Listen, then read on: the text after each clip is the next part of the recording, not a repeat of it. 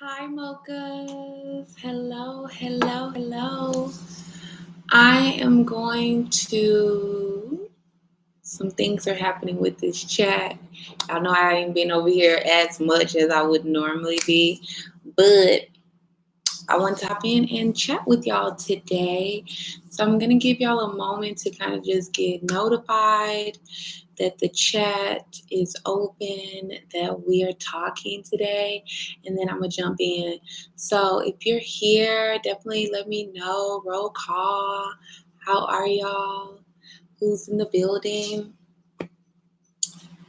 And then we'll jump in. I think I'm going to give it like about 2 minutes for everybody to get their notifications, and then we're going to chat about fear and why fear and just some things that have been surfacing in my life surrounding fear. Yeah, we're going to get into a few things. So I'm excited because I have definitely taken a little step back from this area, and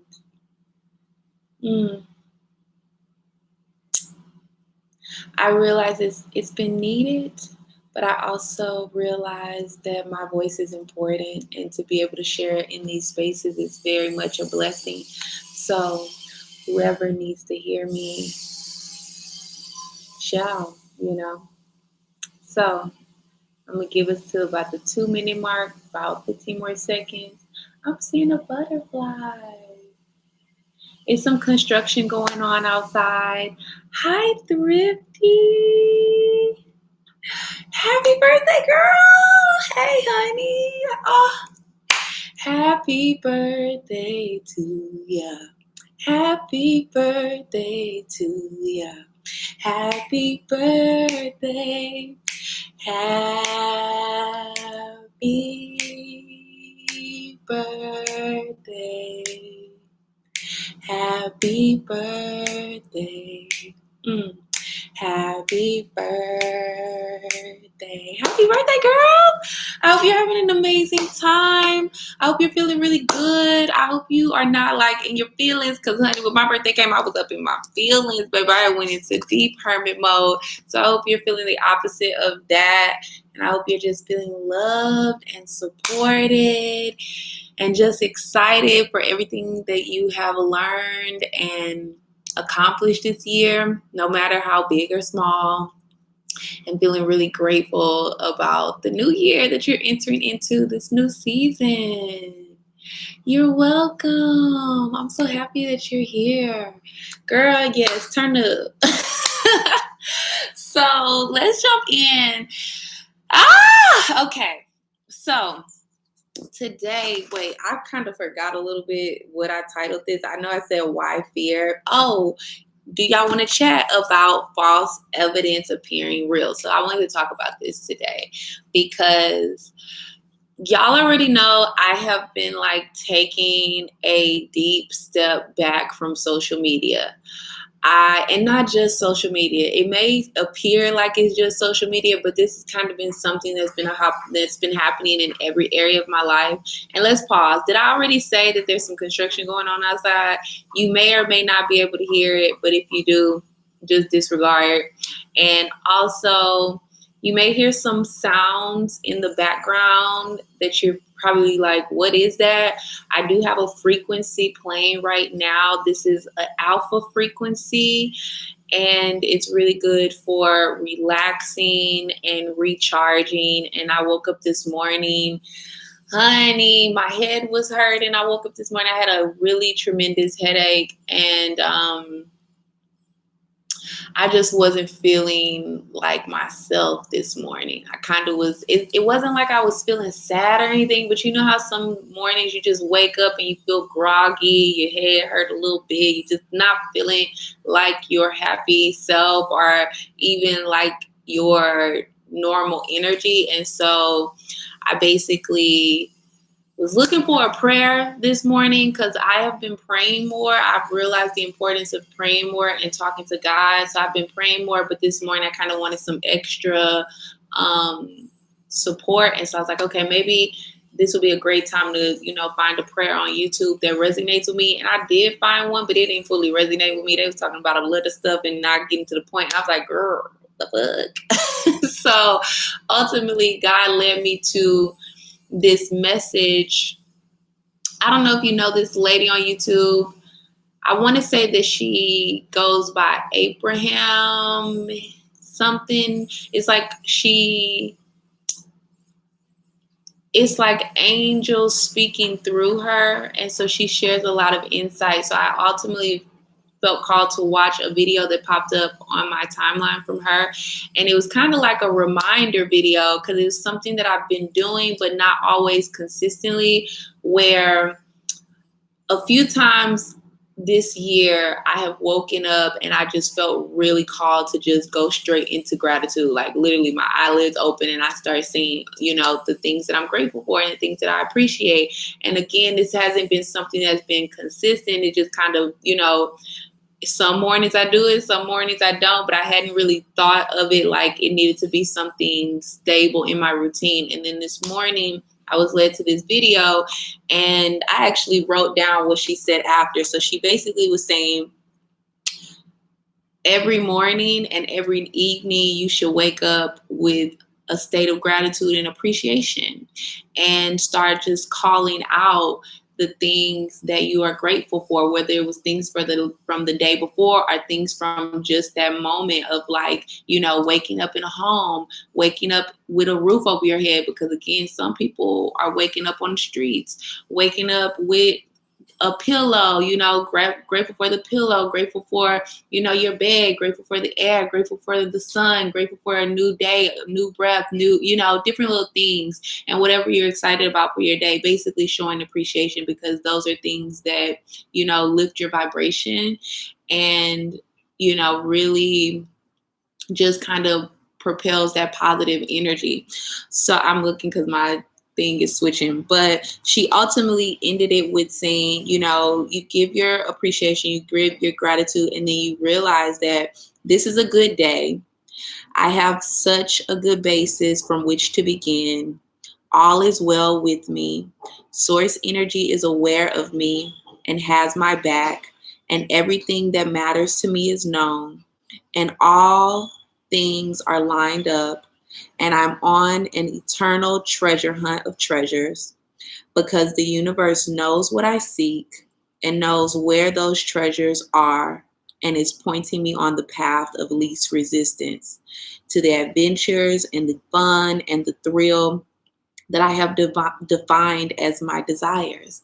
And then she kind of went into this moment of realizing like it's so fun to live this life, even though so much pops up and so many challenges happen and there's so many mountains that we have to get over and so many deaths that we go through. It's wild, because recently I realized like we're constantly dying in this life. There's old versions of ourselves that are constantly dying so that we can be rebirthed, which now that I realize this, it makes it so profound to me that people are so freaking scared of death. And it's like, baby, you're dying every single day. Every single day. Thrifty said it's a good rule to start your day with gratitude. Absolutely. And she was I did start a journal. It's like we know these things, right? But it's like we need these reminders so that we can start doing it more consistently, because I do have a positive aspect journal. And she was even talking about that. Like we should be having lists of the positive aspects to remind ourselves like this, we asked to be here. We asked to live this life. I know a lot of times there's this misconception that children didn't ask to be here, but ultimately we did ask to come to Earth School. Okay, we did ask to come play this game of life. And now that we're here, we have to take responsibility for what we are allowing, accepting, and then, just paying attention to what is working instead of letting the game of life trick us into focusing on negativity or focusing on the things that aren't working. And that's not to say that That's not to say that we're not going to have the human emotions of feeling sad or depressed or whatever the XYZ other than happiness.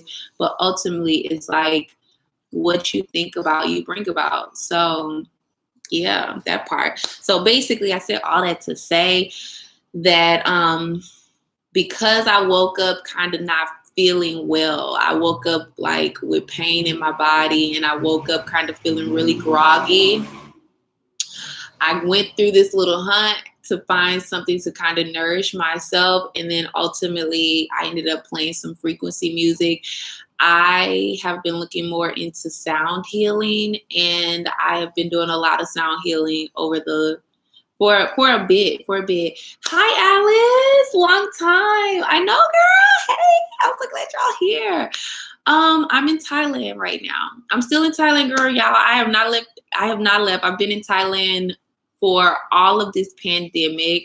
I have hopped around to different parts of Thailand, but ultimately I've been in Thailand and I've been spending the majority of my time in the islands because it's really pretty in the islands and it's a lot of beautiful nature and I feel really called to be around nature. I love Bangkok and I did go to Bangkok like twice during the pandemic, and the first time it was really great. The second time it was a tower moment, and I just realized that right now it's a big healing time, it's a big reflective time, it's a big transformative time, and during these type of changes and these type of transformations, it's even more imperative that we are by nature and that we are in nature. So yeah, it's like I need to be near nature. I need to be near water. I need to feel the sand and see the trees and hear the birds. So I've been spending most of my time near islands, and basically I'm in Koh Samui, Thailand. Nope, I'm not teaching online. Well, yeah, I am a little bit. I am, because I'm not doing any English teaching right now. I did reapply for my VIP account. You know, VIP Kid does English teaching. So I did reapply, but my application is kind of in a frozen state because they have not completed my background check yet because they have some new elements and things that they're doing. But ultimately, I did just launch my hula hoop workshop. So I will be teaching online. I'm working on that now. I named it Hula Vibes. I wasn't expecting to talk about this, but since y'all asked about my teaching, I'm going to tell you. Let's take a little detour over here to the Hula Vibes journey. So I just launched a Hula Vibes workshop. It's in pre-order right now. The workshop starts on July 5th, and basically for the whole month of July, every Monday, I will be giving a Hula Vibe workshop. It's pre-recorded and it's on the beach. So you get a moment to like virtually travel to Thailand with me and kind of, step out of whatever environment that you're in and step into this virtual space in this beautiful island that I'm currently on, and learn some hula hoop activities and some things that like can combine fitness and fun and femininity, like all the things that I have been learning with hula hoop practice, I'm now sharing. And the really cool thing about it is that because this is basically like the introduction of Hula Vibes, I am basically doing a pay what you want special. So I've had it in pre-order. I want to say it's been like 2 weeks now. There's one more week left of pre-orders before it begins and before I start, releasing the content. But ultimately, between now and July 5th, you can pay what you want to access. And then from there will be a platform where all the information will be, but you'll also receive emails. And basically you get 4 videos for the month of July. You get community access to get inspiration and encouragement from all the ladies who are also participating. And then I'm also sharing my favorite meals and snacks that assist with weight loss, and really more so with a healthy lifestyle, because it's more important for me to eat healthy. I don't believe in diets. I don't believe in restricting myself. I believe in eating high quality food that is delicious and that's good for me and my energy. So I'm sharing some of my favorite recipes and things like that. So if y'all are interested in that, I'm going to go ahead and drop the link for that right now. So let me just hop on over here. I would have had all of this ready, but I was not expecting to talk about this. But let me just pull the link for y'all, and I'll drop it in the... I will drop it in the comments. Give me a second. I will drop it in the comments. Give me a second. Hold on a second. I gotta pull it up. I gotta pull it up.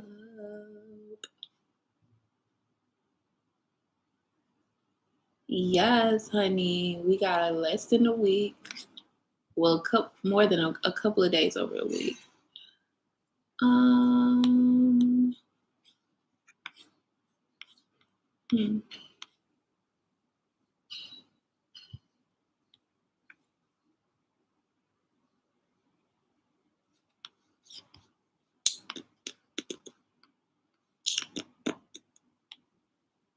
All right, I got it. Do I got it? Yes, I do. Okay. This link is very long right now. I need to go to Bitly. Hold on a second, y'all. Please forgive me. This has been, honey, I've been following my spirit. When my spirit feels like coming to this space, that's when I come here. And now I have not been in a place of pre-organizing anything. I've been in a place of just following my spirit and listening to my intuition. So that's the link. I have it pinned at the top. If you are interested in getting some more information, if you want to check it out, if you want to register. And I also have another element too, because I'm actually starting up my accountability groups again too, with affirmations and like a sister circle type of format. So when you go to the link to check it out, to check out the Hula Vibes workshop, you can pay what you want to get access to the July workshop, and there's no minimum. Okay, whatever you donate there is fine. There's no judgment and there's no minimum. So literally pay whatever you want for that time. It is obviously not going to last forever, but for now, that's what it is. And then when you go into the checkout section, you'll also see that I have a Sister Circle accountability group. I don't remember what I called it right now, but ultimately that is $37. There's way more, there's different elements and different offerings in that. So if you're interested in that as well, that one's limited. The workshop is like unlimited access because again, it's pre-ordered and it's pre-recorded. So it's a different type of format. The Sister Circle, I'm actually going to be showing up in this group on a daily basis and sharing my energy. So that has been priced at $37, just so you know, and it only has 15 available spots. So just creating some intimacy in that energy as well. Alice says, is it hard to get hired with VIP Kid? No, it really isn't hard. I personally just feel like, I think for me, for a very long time, I have not wanted to teach English again. I've been burnt out in a lot of ways, and I think that's why I needed to kind of, for the beginning of this pandemic, when the pandemic started, I want to say it was like April 2020. Yes, indeed. I remember April 2020. Baby, I was resting. Okay. I was resting. And at the beginning, I felt very guilty about resting. Like I was feeling very unmotivated.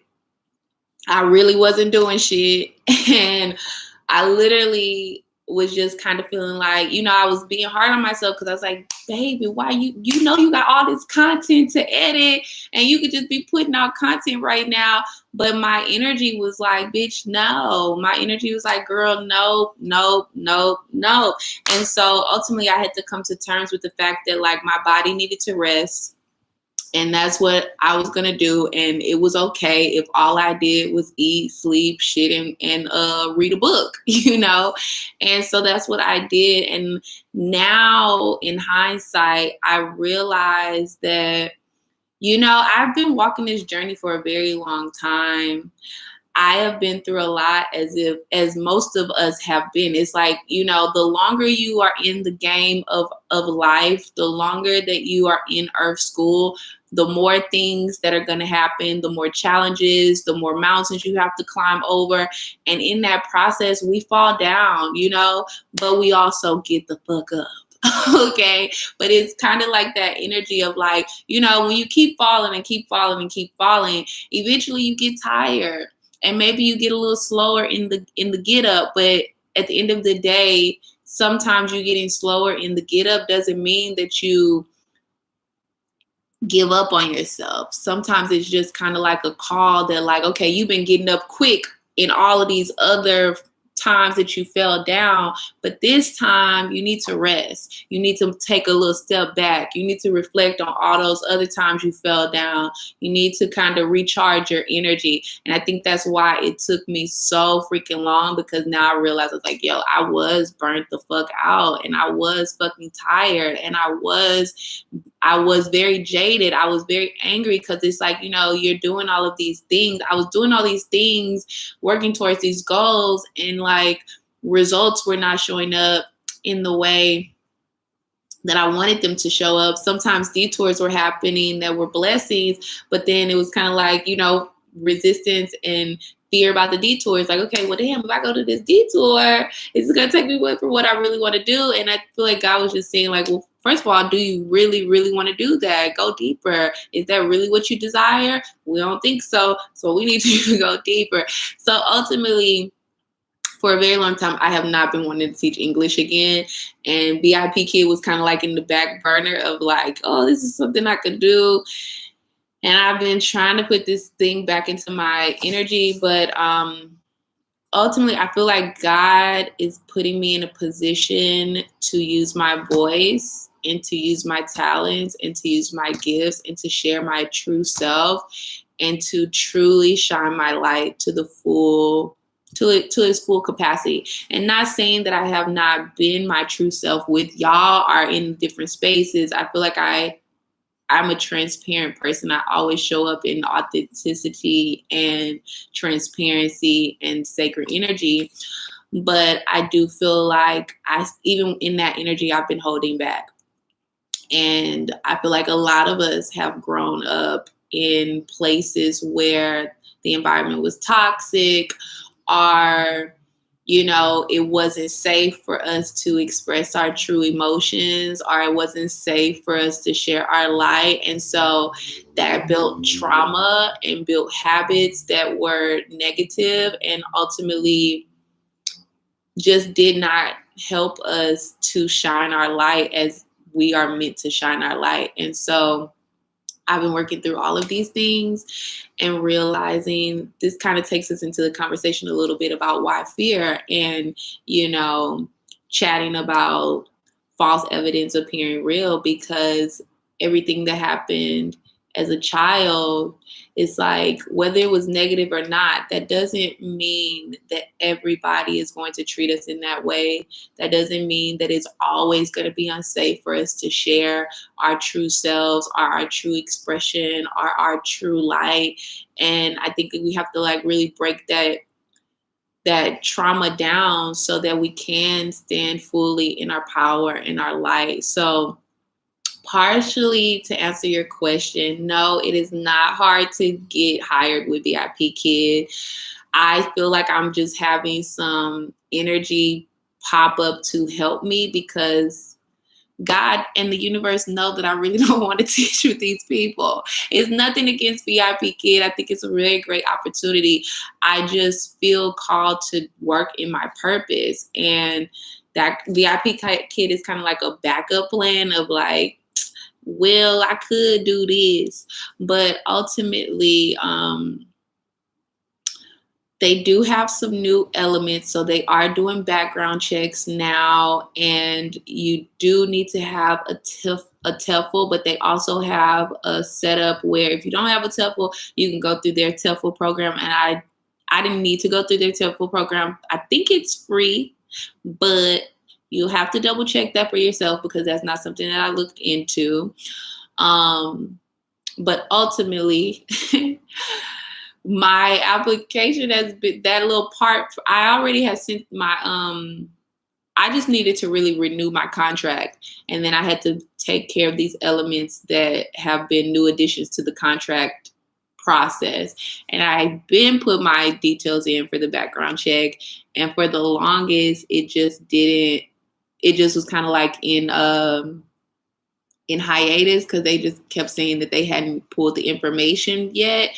And then I want to say recently, like maybe last week, I got an email where they were telling me to go back in and redo my background check information. So I kind of just feel like it's God telling me to follow what God been telling me to do. So, which is like, one end of this was that the hula hoop workshop and other ideas that I have as well. So yeah, VIP Kid is not hard to get hired in. Thrifty said, I love the idea for the workshop. Thank you, honey. I do too. I'm like so freaking excited. And Alice, I see your smiley face and I see you saying you're proud of me. Thank you for saying that. I'm proud of me too. Girl, we got so much to talk about. Honey, I realized during this, it's two things here. The proud of you is a big moment for me. And I had a moment during this lockdown where my my last foster mother, and I'm calling her my ex foster mom because that's the position that she has now. Okay. And I just heard Beyonce, you know that song, with I'm a grown woman. That song is in my head right now. I can do whatever I want. Yes. I'm going to go dance to that after this. Yeah. So at one point she called me out of the blue, maybe right before the new year or after the new year. And she basically was telling me that she was proud of me. And it was hard for me to receive that from her. You know, like I just remember when she was saying it, I was in shock and I was trying to figure out why she was saying this. And then I was like, deflecting. It was like I was hearing her say this and I was like, no, but you're great. And, it was like I was not fully receiving the energy of being proud of how far I had come. And so after I got off the phone with her, I was processing and reflecting about why was I deflecting? Why was it hard for me to sit in the energy of praise, of proudness, of, appreciation for the choices I've made that have got me thus far, XYZ and the third. And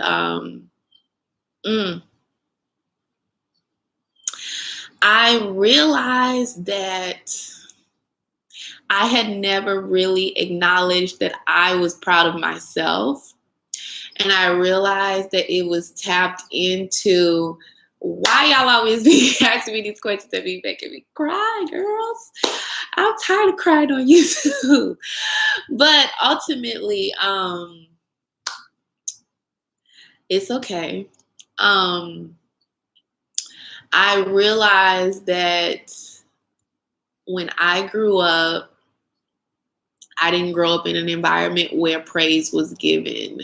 I didn't grow up in an environment where anyone really, I don't remember anyone in my family really saying, I love you. You've done a good job. I'm proud of you, or any of those, any type of praise. So again, I think this is why it's important to break down that trauma and get clear about the fear, because sometimes it's a fear. Like sometimes when people say, they're proud of you, or they try to give you praise, if you're not used to, one, receiving praise from others, and two, giving praise to yourself, sometimes it's like, like a fear to even hold on to that praise. And it's like you just deflect it, like, no, but it's like realizing we deserve praise, we deserve goodness, but it starts with us. And so after that conversation, I basically was like, just exploring where I have come from and realizing like, I have been doing a good job and I have been doing my best. And yeah, I've been walking a human experience. So I have fallen down many times. I have made many mistakes and, many things that in the moment felt like the wrong choice, but ultimately I made the choice for me, and all of the choices have led me further in my growth process, and I'm fucking proud of myself too. Okay.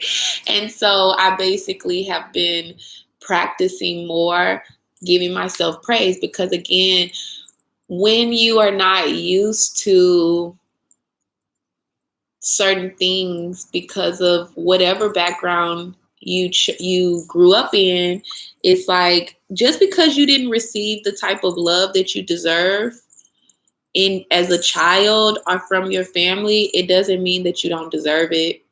Just because you didn't receive the type of goodness that God wants you to have, it doesn't mean that you're undeserving of goodness. It doesn't mean that you're not worthy. And that's another thing that I've been working through, of worthiness, and a lot of my fear that I've been working through, like fear around even doing this hula workshop. Like literally, it took me a good year to move forward on this because I was scared. I felt like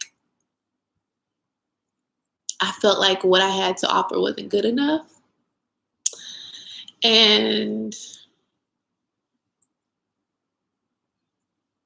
I felt like I wasn't going to be supported. I got to get some tissue. Hold up.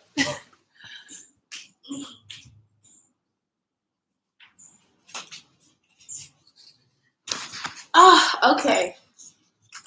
And I was really scared of taking my energy and putting myself out there. And I think that's kind of where that fear was coming in for me, because it was like, okay, what if I do shine my light? What if I do stand in my power? What if I do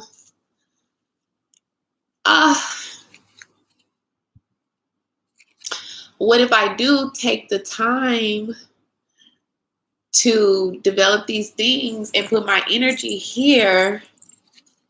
One, is it really going to give me the results that I need to survive and to thrive, to, buy food, to even some of my basic necessities that are needed? Is it going to give me the things that I need? But then also, will I be supported? Will people show up? Will people find it useful? Will they resonate with it? And I think I was really fucking scared about just my level of worthiness. And I realized I had to work on my confidence, because it's like, honey, what I have to offer is enough, and what I have to offer is worthy. And there are people who resonate with what I have to say and what I have to share. And ultimately, honey, I just had to dig deep into that energy and really work through it. And I'm still working through it, because even now, as I'm moving forward in the stages of putting this workshop out, fear has still been popping up. Okay. And let's take a detour. I see your comment, Alice. Alice said, I totally understand, but many of us would love to be in your shoes. Look at where you've come from and where you are today. Virtual hug, virtual hug. Oh, thank you. Hey, Teacher D. Hey, girl. I agree.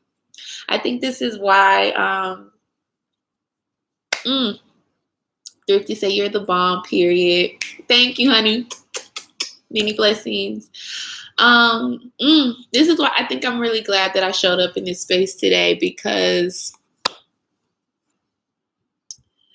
sometimes we get into our head and we, I personally have been like decluttering and trying to figure out my place and where I want to share my energy, and just working through so much. And as we all have been, because I don't want to make it seem like, I realize I'm not the only person that is doing soul work. I realize I'm not the only person that's going through challenges. I realize I'm not the only person that's working through mountains. Like, we're all in this school of life, in this earth school, this game of life, walking our journey the best that we can. So, I just need to take a moment.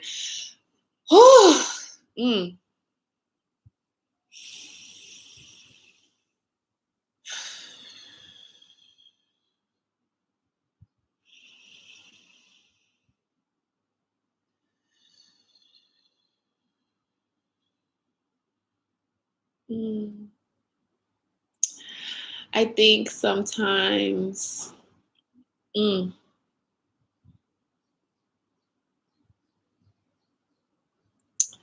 we try to calculate the best way to go with the least pain. And it's like, honey, God got the blueprint. The goal for us, I really feel like, is to just not resist the change and not resist the detours, because it ultimately all is working out for us. But I also feel very called to share with y'all a reminder that God reminded me this week, girl, like yesterday. Like, 2 concepts have been popping up when I think about fear, because I've been literally calling out the fear. I've been paying attention to myself, and that's a very big, very huge element. You have to pay attention to yourself, and I think sometimes we just get so caught up in what everybody else is saying, what everybody else is doing, what they think about us. And ultimately, I have started telling myself, sometimes I hear myself say little things about what somebody else is going to think of me. Like, for example, I tried to do a food video for y'all because I do cook. This is one of my gifts. Like, honey, a lot of people don't know. This is kind of like a little hidden gift of mine, that I am really good at cooking, but I don't cook in the traditional way. Sometimes I follow recipes. Sometimes I don't. Sometimes I get really experimental. And I recently put up like a video where I was like, in this random moment, I had a thought, like, let's just try this out. Let's just give it a try and try to cook this meal on live. And baby, my phone said, hell no. My phone was dying. My phone died in the middle of this video. And I tried to charge it and then do it again on another platform. It just was not working. So I was like, fuck it. I guess it's not time for me to do it just yet.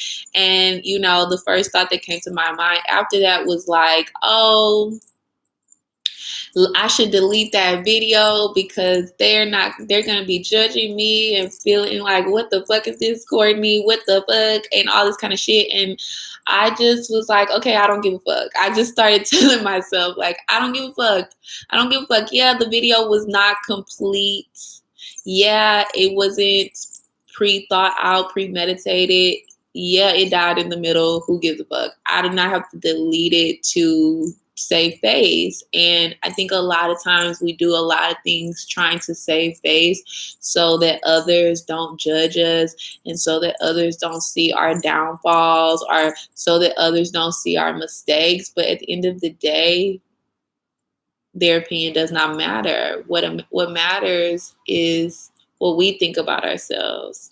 What matters is what we're doing for ourselves, and hopefully what we're doing for ourselves is actually for ourselves and not for the validation of others, because ultimately when we think about that food video, like, I did not put that video up for y'all to validate me.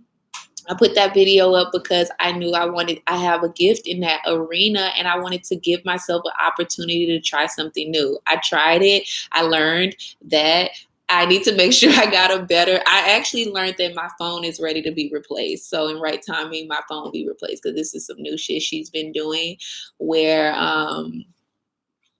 my phone been dying. Like, it's been really weird. But anyways, before I have 2 points about familiar energy and fear, but I want to read some of the comments because I see y'all coming through. So let's go through a little bit. Thrifty said, "You're an inspiration. I'm literally traveling on a solo road trip, girl. Yes, for you. Where are you at? Hello, where are you at? That's amazing. When we see people who look like us tell us we can also do it. Girl, I'm so glad that you're doing it. Wow. That's amazing. And see, it kind of comes back to, like, when we overthink and when we start to feel fear, sometimes we pull away. Like, I've been pulling away from these social spaces because honestly, y'all, I stopped feeling safe.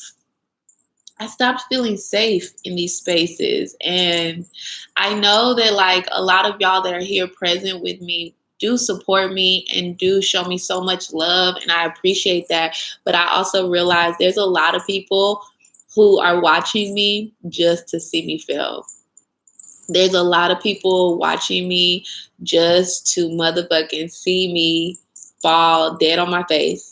And it ain't gonna fucking happen. You may see me fall, but I'm gonna get back up stronger than I fucking fell. And so, yeah, I guess I started to feel an overwhelming energy of eyes that were not truly here to see me win. And so I started to pull back from these spaces because I felt like, I'm not safe here. My light is not safe here. My sunshine, my sacredness is not safe here. And I started to go into this energy of, like, I need to delete things. I need to organize things. I need to, like, move things and create more boundaries to protect myself and be more mindful about what I'm sharing or how I'm sharing, because y'all know normally we have these type of chats and sometimes they get very vulnerable, and then I started to feel like my vulnerability in this space wasn't safe, and ultimately I realized that wasn't true fully. There is a need for me to set boundaries, which I have also been working on and learning how to speak up for myself. But ultimately, it doesn't matter who the fuck is watching me. Yeah, come watch this show because God's gonna make a front row plate just for you to come see me win.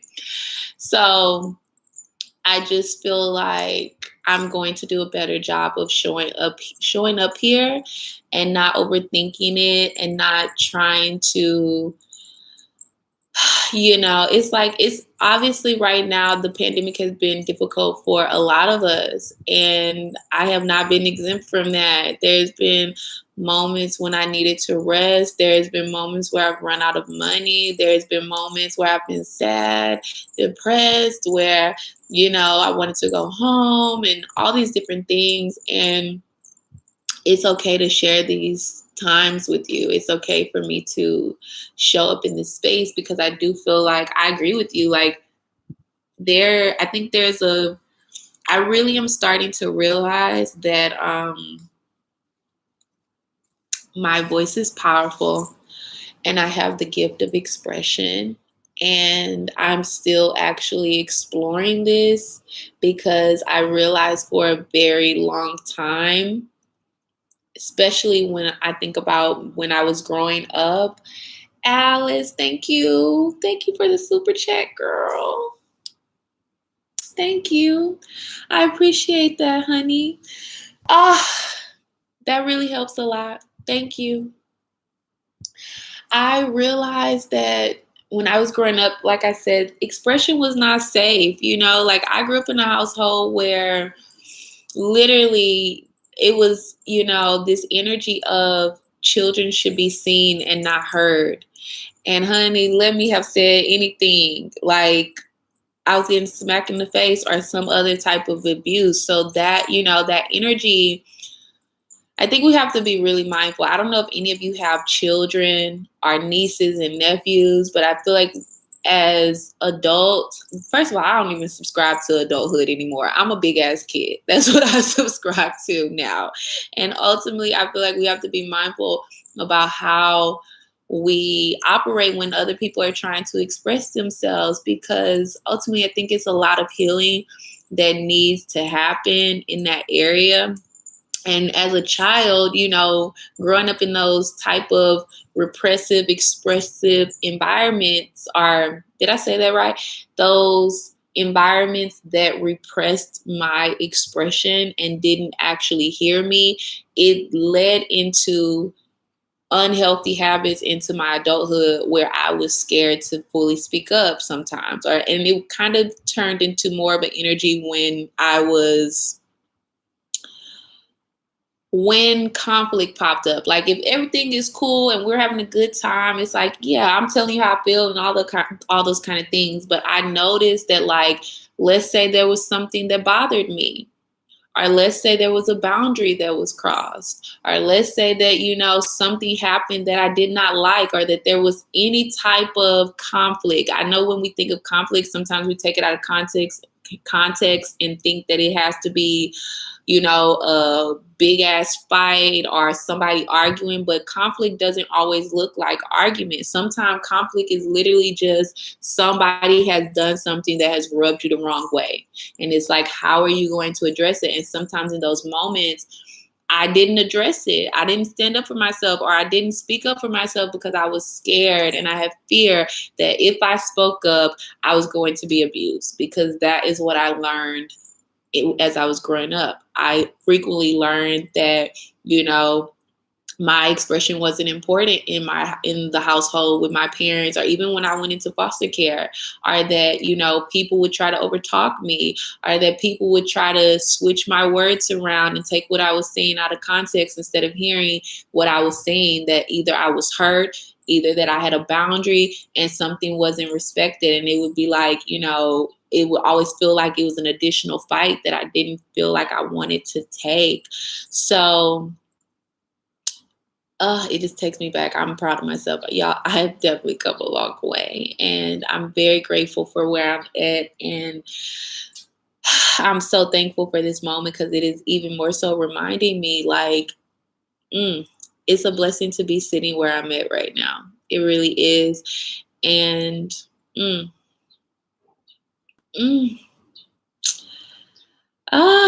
wow. It's a blessing. It's a blessing. So again, it just makes me feel like I'm going to show up here more as I am and share what I feel called to share, because I do feel it was wild. I was having a conversation this morning with one of my faves. I have a new structure of what I can categorize relationships as.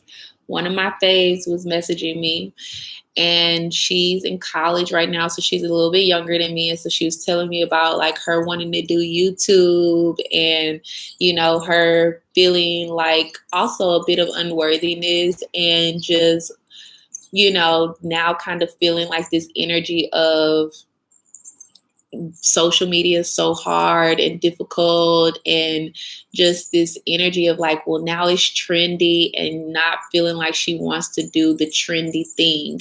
And I encouraged her, but ultimately it inspired me to hop on live with y'all this morning, because I was like, look, if I'm telling her this, then let me fuck around and live in that same energy. And basically what I told her was just that, honey, what you have to offer is enough. And who gives a fuck about what everybody else is doing and how they're doing it? You show up and you do what you want to do and show up as yourself consistently.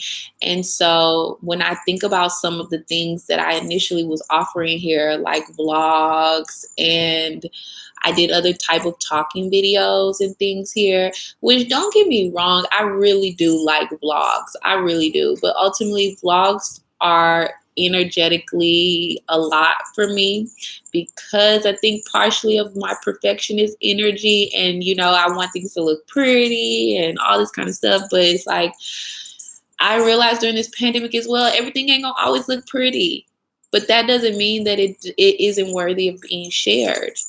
Like right now, I'm just sitting and we're live, and it's like, honey, I need a whole haircut right now.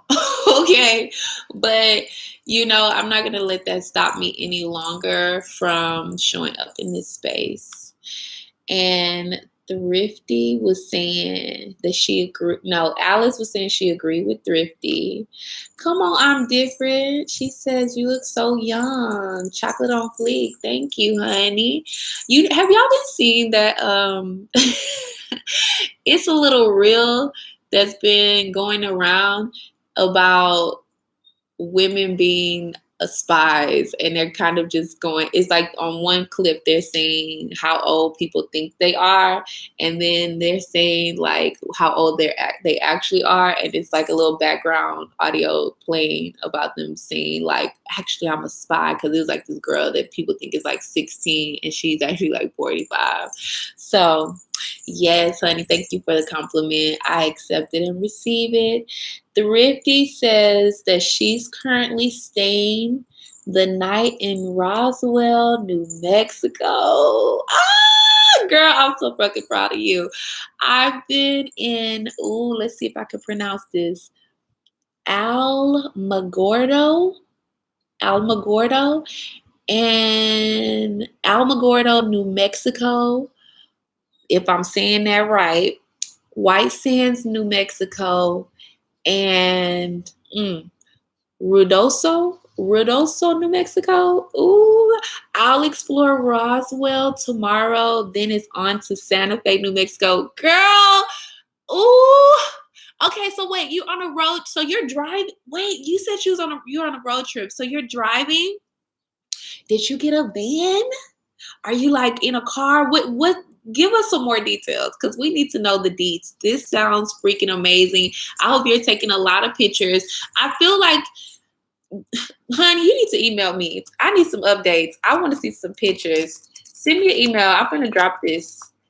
Drop my email. I'm going to drop my email. I'm going to need some updates. Send me some updates. I want to see some pictures, boo. Okay. This sounds so freaking amazing.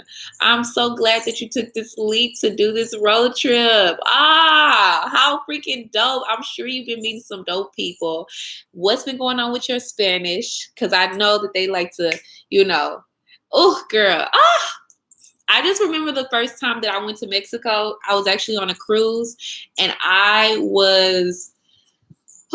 just was feeling like, wow, this is a dope ass place, and I gotta come back here and fly here, because sometimes you're a little limited. Like, a cruise is definitely fun, absolutely, and it's a very great opportunity to travel for a very inexpensive rate, because they have a lot of rooms. I don't know how it's gonna be when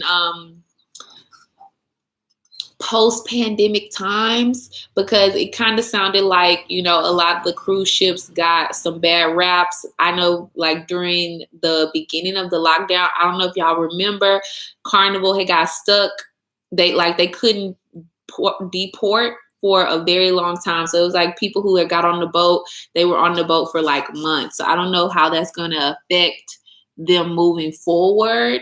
I don't know if like people are going to be scared to go on cruises for a while or what, because I do feel like an outbreak of COVID happened on Carnival Cruise at one point, and so that was part of the reason why they literally were they were driving around trying to deport at different ports, and none of the ports would let them dock.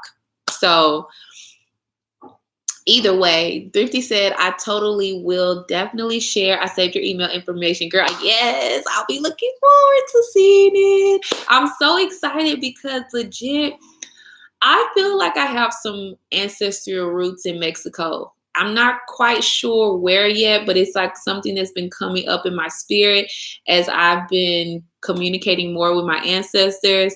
And I just think about all of my Mexican encounters and just the space and the times that I've been to Mexico and just the energy, and it's just been amazing. And I grew up in Texas, and Texas is not far from Mexico. Texas actually used to be Mexico, and honestly, I learned that Mexico had a lot to do with helping slaves in Texas, baby. Mexico was allies to Texas. And ultimately, it was a whole thing where like a lot of slaves that were living in Texas, they would run away to Mexico because Mexico was safe. And basically, I want to say America and some of the southern plantation owners, they tried to basically tell Mexico, when our slaves come there, it's your job to, what did they say? They basically was trying to tell them to capture the slaves that had run away to Mexico and turn them back into Texas. And Mexico was like, fuck y'all, we're not doing that. Mexico was like, hell no, bitch. Hell no. They are safe here. If they come here, they're safe. And so literally Mexico was refuge for a lot of slaves. So I'm really curious to, do some more. I'm really curious and excited to do some more ancestral work with my ancestors and ultimately to get the information about my own lineage and to see if any parts actually does travel through Mexico, because I feel a very strong pull there. And honey, when I went there, baby, it was so great. It was so much fun. All of the Mexican people that I encountered were so amazing and so nice. And girl, every stop along the way, they was giving us free tequila. Like, oh, it was amazing. And I've been hearing so many amazing things about Mexico since the pandemic, because I feel like they really haven't closed. From what I've been hearing and what I've been observing, it's like people have been going over to Mexico having the time of their life. So I am glad that you are enjoying your road trip, honey. And I'm so excited to see some pictures. So I'll be on the lookout for that email. Now, let's talk about, let's go back to fear. And I want to share about a new concept that popped up for me. So recently, I was thinking about familiar energy and I was thinking about fear. So like I said earlier, God was giving me some reminders because, sometimes we walk this life, it seems like it's long, but we know obviously it's not that long, but it feels long because time is just the illusion of how time is set up. But frequently, as we walk our journey, as we encounter different people, as we, fall down and get back up. Oh, another song just popped in my head that maybe any of you who may be feeling this energy, you may want to listen to this song to kind of encourage you. Y'all know that song, Try Again by Aaliyah. That song been popping up a lot for me lately. At first you don't succeed. Dust yourself off and try again. You can dust it off and try again. Try again. I know she's talking about her and dating, but I really feel like on the core underlining of that song, literally that could be you talking to the masculine side, because we all have a masculine energy and we all have a feminine energy. And a lot of times I listen to songs from that perspective of like, I'm singing to my masculine or my masculine is singing to my feminine energy. So ultimately it's like we are talking to each other and getting clear about whatever needs to be balanced.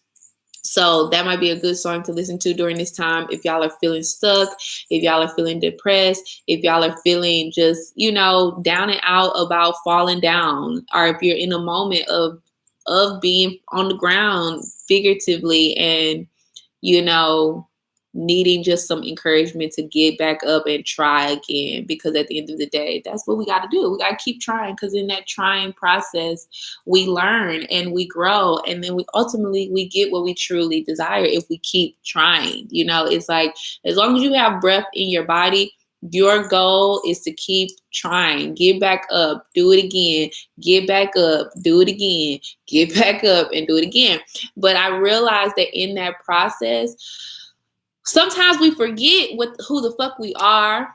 Sometimes we forget what the fuck we have already learned. And this is part of the reason why sometimes we have to redo lessons. Like that whole idea of redoing the lessons that we have not learned, it doesn't always happen immediately after the lesson, right? Sometimes we learn the lesson. A new little challenge tries to pop up to make sure we learned the lesson. And we like, nah, I learned that lesson. I ain't got to do that no more. And then let's say a couple of years pass. And then by that point, it's like, do you remember your lessons that you already learned? And then the universe, aka God, come through to give you a little reminder to see, do you remember the lesson that you learned? If you didn't remember the lesson, then yes, it's gonna probably hurt again. But if you remembered the lesson, then kudos to you. But it's okay to forget. But ultimately, I'm saying all of this because I remembered a lesson that I was very fucking clear on at the beginning of my travels. And I had forgot. Okay, so at this point, I've been traveling for almost 7 years now.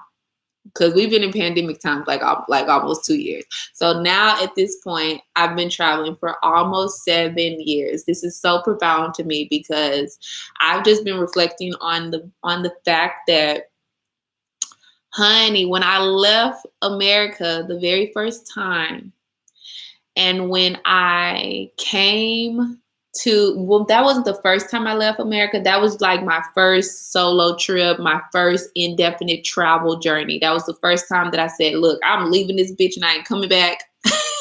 Even though that wasn't quite true, but that was definitely that was the beginning of my forever travel life, because I believe that I am a traveler. I'm an explorer. I will always travel. I will always explore. I will always be moving around with just, different bases in different places.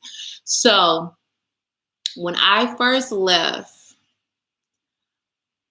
I remember getting to Bangkok and I had $200 and I was so fucking scared. I literally I was doing a lot of couch surfing my very first year because I didn't have enough money to pay for accommodations. And so my very first couch surfing host, when I landed in Bangkok, oh honey, I was so scared. I was so fucking scared. Oh, honey, I got off that flight. And I start hearing all these foreign languages, and this Thai, at the time, the Thai sounded so odd to me. It's like if you had just gone and stopped in Hong Kong Central. Like, I was just like, what the fuck? And I remember being in shock. Like, I remember, not really, I was kind of like taking my time. I remember feeling like kind of timid and just feeling like, bitch, what have you done? What the fuck have you done? And ultimately getting on this train to go to the place where I was supposed to be meeting up with my couch surfing host, because basically she was like, honey, I live in a part of Bangkok that you definitely not going to be able to get to by yourself. So just meet me at the McDonald's and I'll come pick you up. So I was going to that location, and that was the first time that I had ever taken a SkyTrain, and all of the shit was freaking me out. And ultimately I got some food. She picked me up. We went to her house. She had a beautiful property, and I actually had my own room and everything, and like my own quarters in another part. Like, they had like a guest house on the outside of their house. And baby, when I tell you, I didn't get out of bed. Okay. I want to say the first week, I think I stayed with her for maybe like a week, possibly two. The first week, I didn't get out of bed. I stayed in the bed. Like the only time I got out of bed was when, like, I didn't even eat. Okay, that's how scared I was. I did not eat. I barely ate. Like I did buy food. I think I was scared to. Oh, Belltown Daisy. Hey, girl. She said you should look into crypto if you haven't. Safe Moon, SHIB, BTHO, XLM, ADA, ALGO, XRP, to name a few. The way to make money with crypto is to get in early. These are all early. Baby, thank you for sharing that. I just screenshotted it. Thank you for sharing that because, Spirit been talking to me about the cryptocurrency too. So I'm going to check into those. Thanks, girl. Thanks for giving us the tea. So, honey, I was scared to spend money because I was scared to run out because I was like, I only got $200. What the fuck? Okay, so I was scared to spend money. And then I just was scared of the environment. And I remember getting there and feeling like, what the fuck have I done? What the fuck? And I remember feeling like very much like I had made a mistake. And I was feeling very much like I wanted to turn around and get on the plane. And I almost feel like if I had the money to do so, I probably would have. I don't know if I really would have, but I didn't have the money to get back on another plane to go back. So that was not a fucking option for me. So I just kind of, soaked in the bed for a bit. And I remember,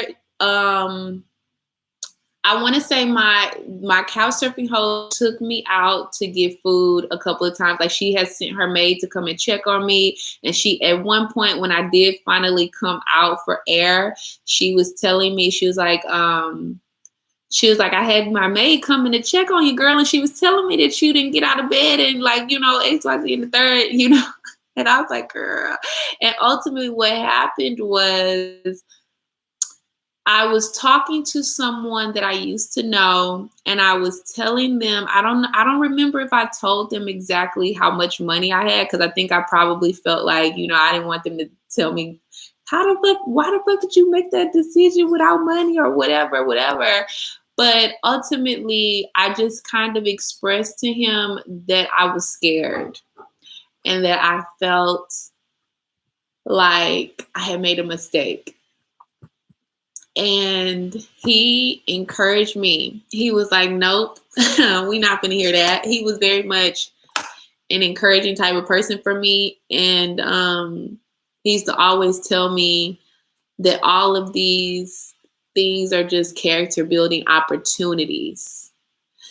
And she said, I'd be terrified. Yeah, girl. Yeah, Alice, I was. I was terrified. I didn't know what the fuck to do at that moment. And I think this is very important to note, okay? Fear can definitely feel terrifying and debilitating. Like I definitely was so terrified in that moment that I did not get out of bed. I didn't do shit that week. If I would have been vlogging at that time, I was nowhere near doing a YouTube channel at that time. But if I had, bitch, it would have just been my bed. Okay, because I did not leave. It's like I can probably count on my fingers how many times I left to even go get food. I barely ate. And when I did finally speak to him, I think he called me to check on me because I wasn't talking to nobody, honey. I was sleeping I was trying to sleep out the fear because sometimes, sometimes fear leads to depression, which ultimately leads to us sleeping because it's like, we trying to sleep through the fear, and it happens. It's okay. It's a part of the journey, but the key is to get past it.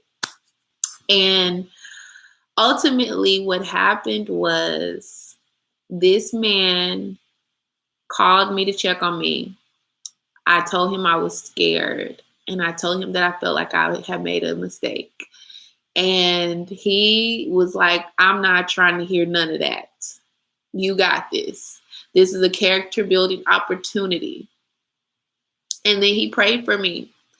We had a prayer right then and there. And I think that might have been the thing that ultimately got me out of bed that day and got me to that place where I was able to talk to my couch surfing host. And she was telling me about she ended up taking me for food and things like that. So ultimately, I didn't give up. I didn't turn around. I kept moving forward, and opportunities started to show up. Like, one of the first paid opportunities that I got was somebody reaching out to me that I still to this day don't even know how the fuck they found me. They just randomly sent me a message saying, "Oh, we got summer camps and this is what we're offering. Are you interested?" And I was like, "Oh, I get paid and I don't have to pay for accommodations or food for the time that I'm working with y'all? Hell yeah, I'm down." And so I say all of this to say that fear is our friend, okay? What I learned from that time and what I even had known before I had even left the States, because part of it was like, I remember I told people this at that time, because it's like I had learned this from some kind of, I've been through a lot of things that were scary and I made it through. So I remember that time period before I left Texas, because I did like a little tour through Texas before I even, like, not through Texas, but through the States before I went to Thailand. So I had like hopped to LA. No, I hopped to Chicago first, then I went to LA, then I went to New York, and then I went to Thailand. So that's where most of my money had went, more so in New York, because I feel like I was good with my money in all the other places, but New York, honey, money was just being spent. And by the time I got to Thailand, $200 was left. And so I remember telling people that, because ultimately people were asking me, like, once I finally told them that I was leaving the country, they were like, "You're not scared?" And I didn't feel scared, but I remember also telling them that, like, fear is an indicator that I'm doing something right. Sometimes fear is an indicator that, it's like in some moments we put ourselves in compromising situations. So sometimes fear is trying to alert us, but I think that it just fear is taken out of context. I feel like when you put yourself in a compromising situation that is unsafe, I don't necessarily feel like that's fear that pops up. I really feel like that's our senses trying to alert us, and sometimes it looks like fear. And ultimately, I feel like, you can tell by, are you hesitant? Are you feeling like this is not something you should be doing? Are you feeling like, what's the other energy that I feel sometimes are you feeling like you want clarity, but you feel scared to ask for clarity? All of those things are indicators that you may be in a situation that is harmful.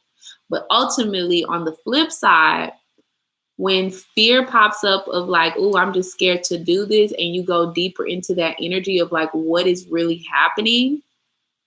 And it's like, there's nothing here that's really meant to harm me. It's just I'm scared of the change, or I'm scared of the foreign energy. It kind of makes you realize that, like, okay, well, what's on the other side of that fear? And most of the time, what's on the other side of that fear is actually a blessing.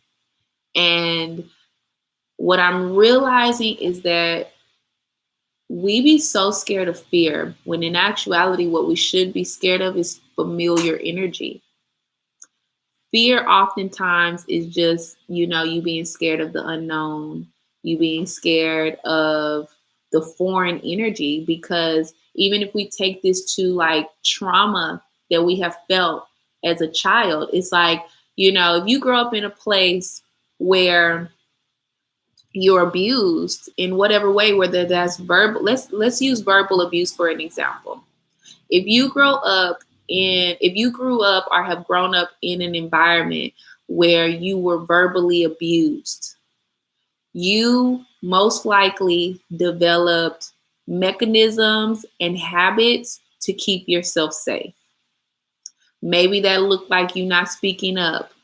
Maybe that looked like you avoiding conversations to avoid conflict of being verbally abused. However it showed up, because it can show up in a multitude of ways.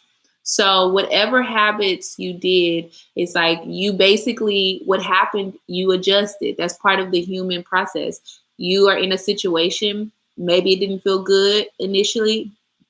Excuse me, even when you grew up, even as you were growing up in these environments, there was a period of time where that shit felt foreign too, but ultimately you got accustomed to it. You got accustomed to the abuse and you developed habits that ultimately made you feel safe and made you feel in control. And ultimately it turned into a familiar energy where you were familiar with the energy. You knew, because it was familiar, you knew what to expect and you knew how to handle it and you knew how to keep yourself safe. Okay. But ultimately, let's say you end up in another situation where you start getting praise and you start getting communication in healthy ways. Even though consciously you may be like, okay, yes, I like this. This feels good. Subconsciously, you may be like, well, wait a minute. What the fuck is this? This feels foreign. And that's kind of like how sometimes we get tricked subconsciously, because ultimately our subconscious is trying to protect us. And when things feel foreign, sometimes we attract it. That's why, like, when, we have foreign antibodies enter our body, the first thing our body does is attack it, because it's like, this does not feel familiar. What the fuck is this? Maybe it is something trying to harm us. But sometimes we got to take a step back and really go deeper and realize, is this something that's really trying to harm us? Or is this something that just feels foreign because this is not the type of goodness that we have frequently experienced? Even though we deserve it, it's like maybe we just haven't been used to experiencing it. And because of that, we have, mechanisms set up that are out of whack with this goodness. And we may need to change those habits. And so what I now realize is that fear is your friend, okay? If you feel scared, the best thing to do is ask why. When this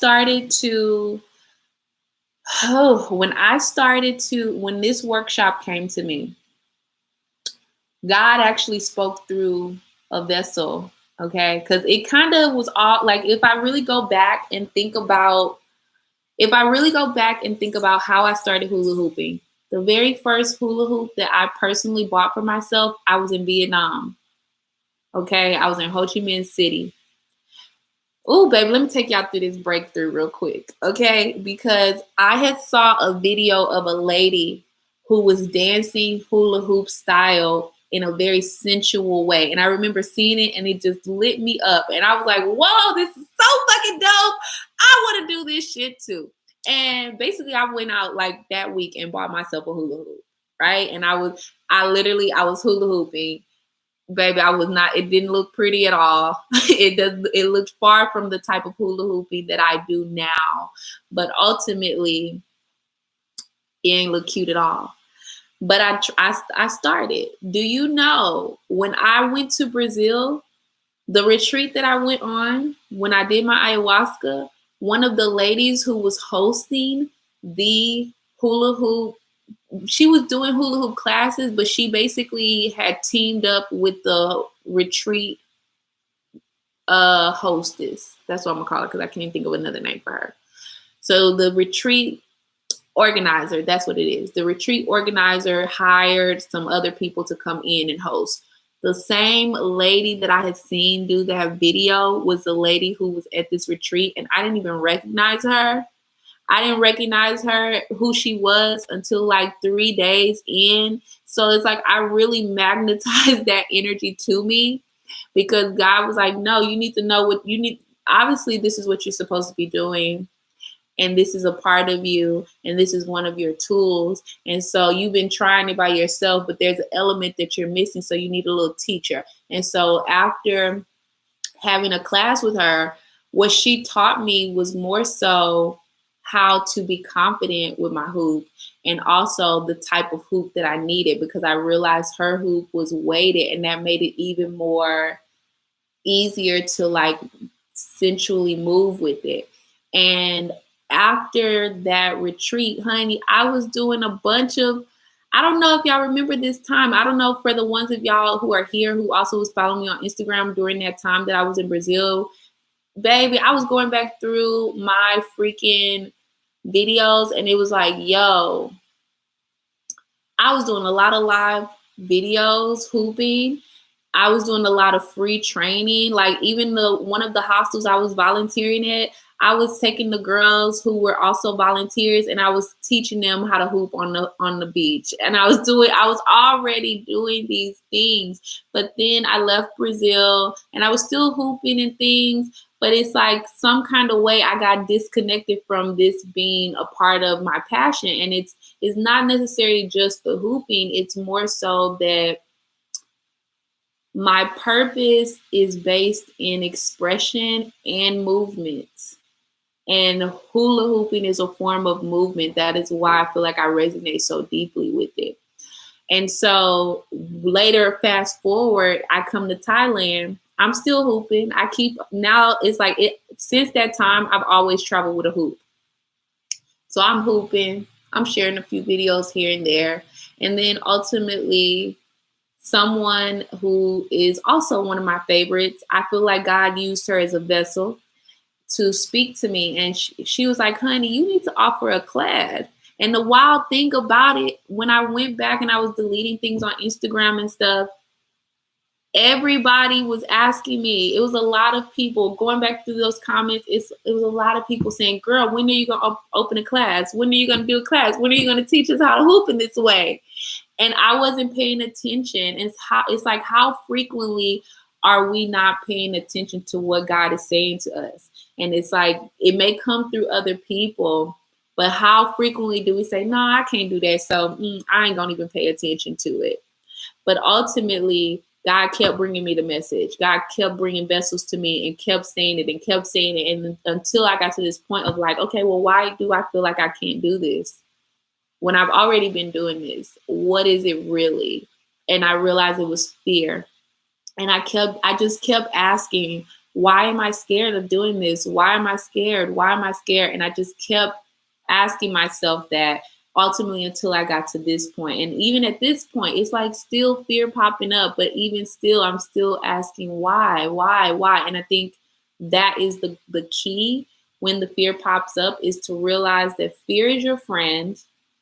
And you need to ask, why are you really scared? Go deeper. What is it really? Are you feeling unconfident?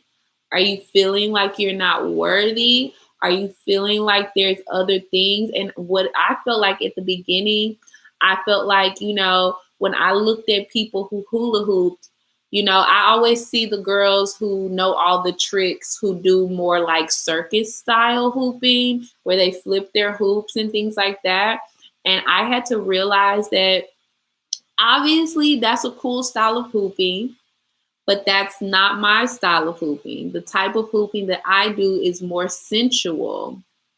And just because I do more sensual hooping doesn't mean that I'm not going to learn that style of hooping at some point. And it doesn't mean that that style of hooping is better than mine or mine is better than theirs. And it does not mean that I do not have the space to offer what I feel called to offer at this point, because I don't know that.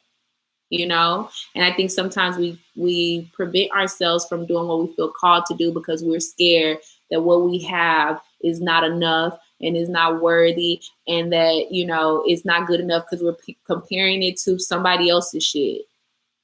When in actuality, it's like, you can start now with what you got and grow with it. Because at the end of the day, you're going to grow anyways. You're going to develop anyways. You're going to add new skills along the way anyways, but you have to start somewhere. So I think it really is a mind shift of realizing like the fear is going to show up. living life is not a fearless journey. The fear is going to show up. It's okay.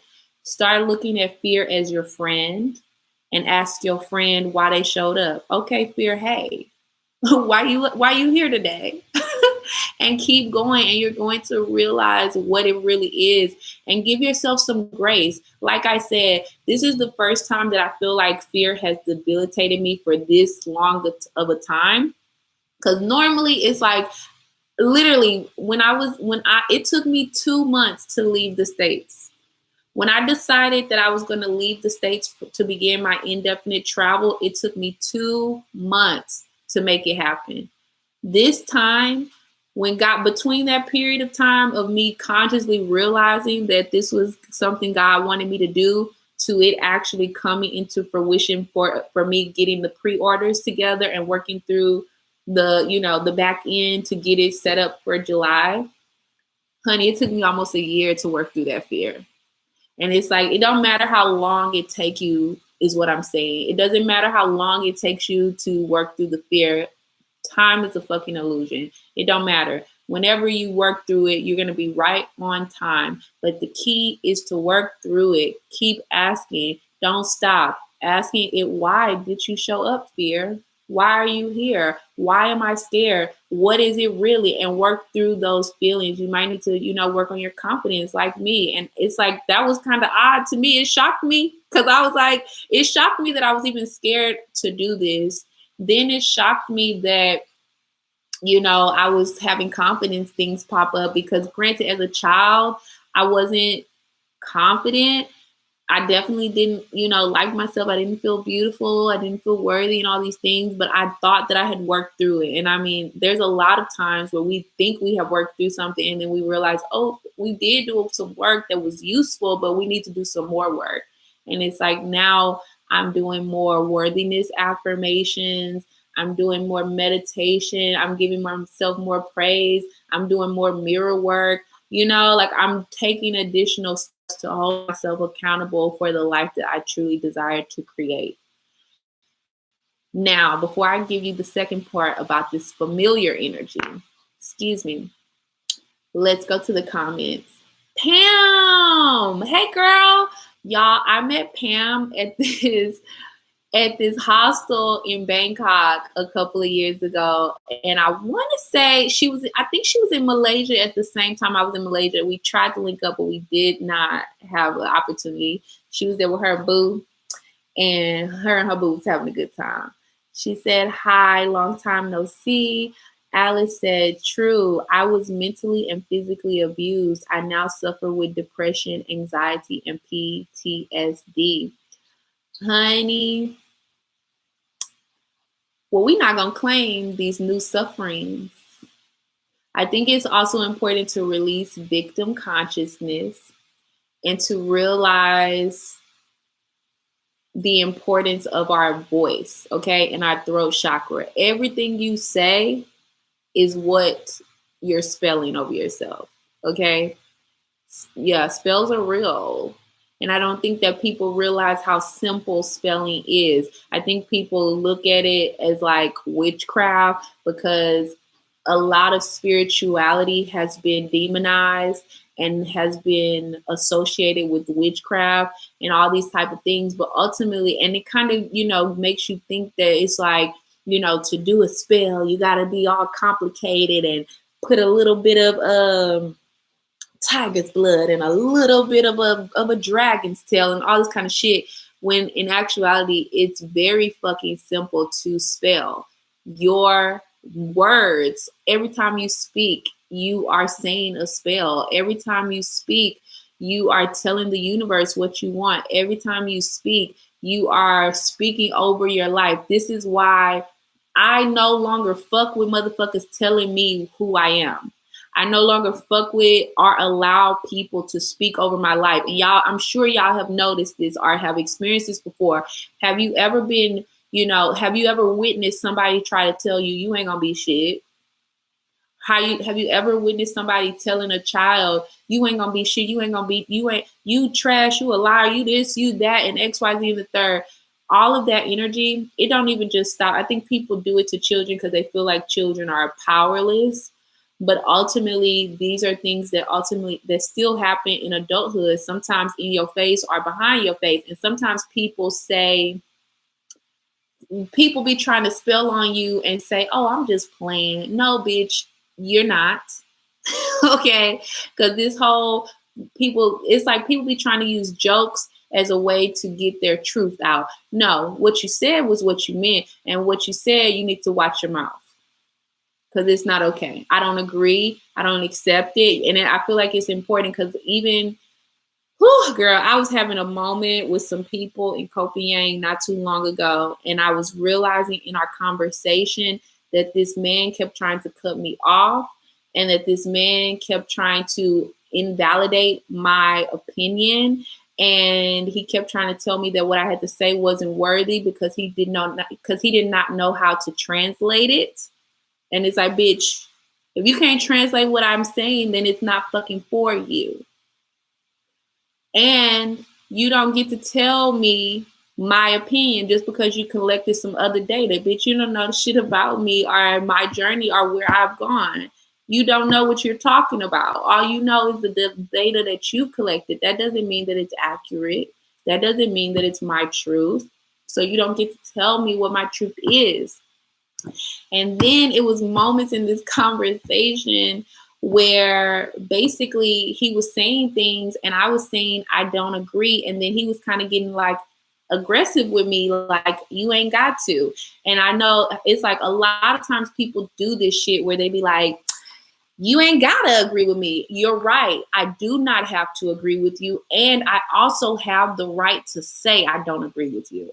I think that's a very important step because if you are sitting around letting people say shit around you that you do not agree with, and you don't voice your opinion and say, because it's not even an argument, because I think sometimes people think that when you say you don't agree that you got to argue with them. But it's like, no, bitch, I don't have to argue with you. I could just say, me saying that I don't agree with you is not me requesting an argument. It's just me letting the universe know that I don't resonate with that. So don't bring me that order.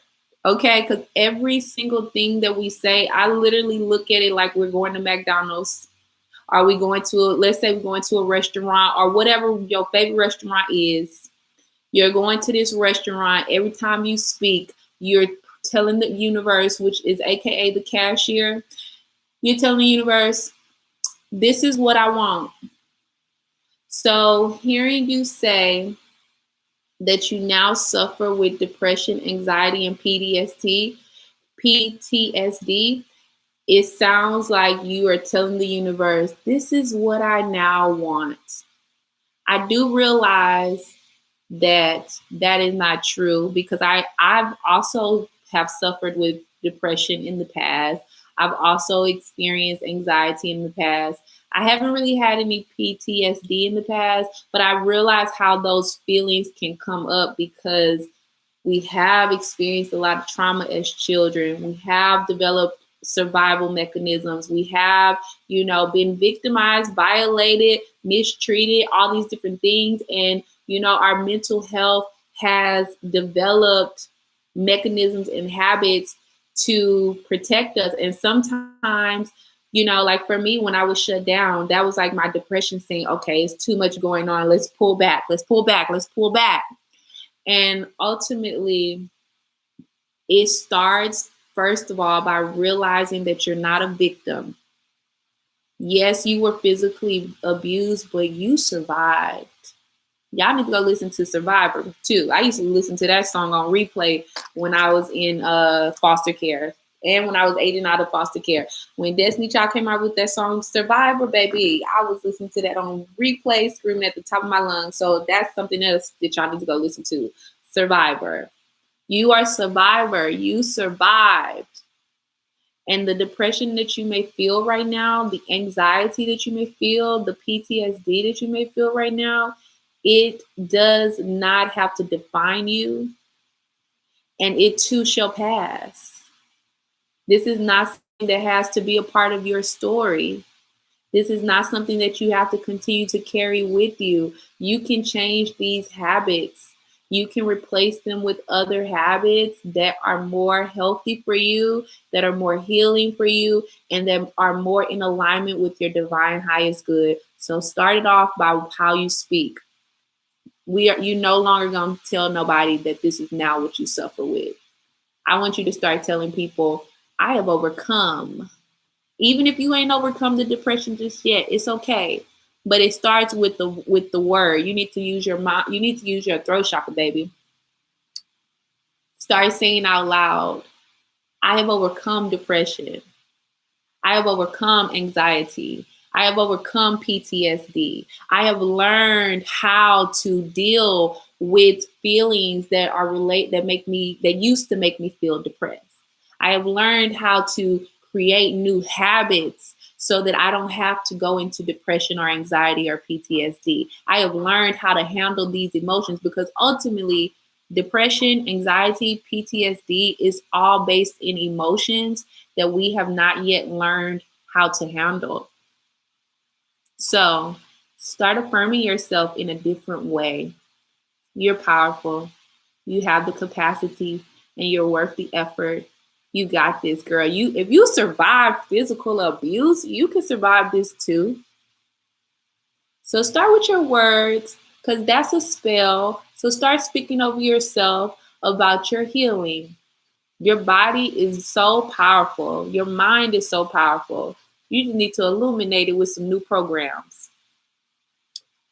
Pam said, glad to see you doing great. Thank you, honey. I hope you're doing great too. Thrifty said, amen. I'm trying to learn how to determine what's God's voice. Ooh, that's a good one.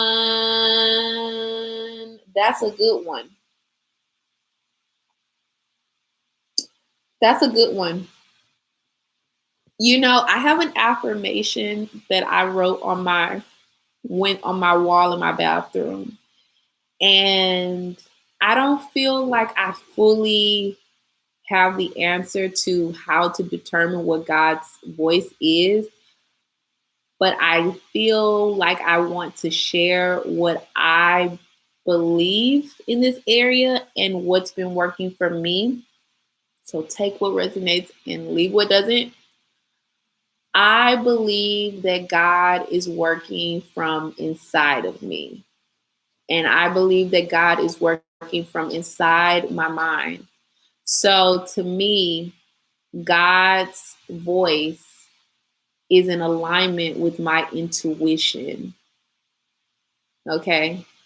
I feel like when I have asked things of God, I think God's voice shows up in multiple ways. I feel like one, through our intuition.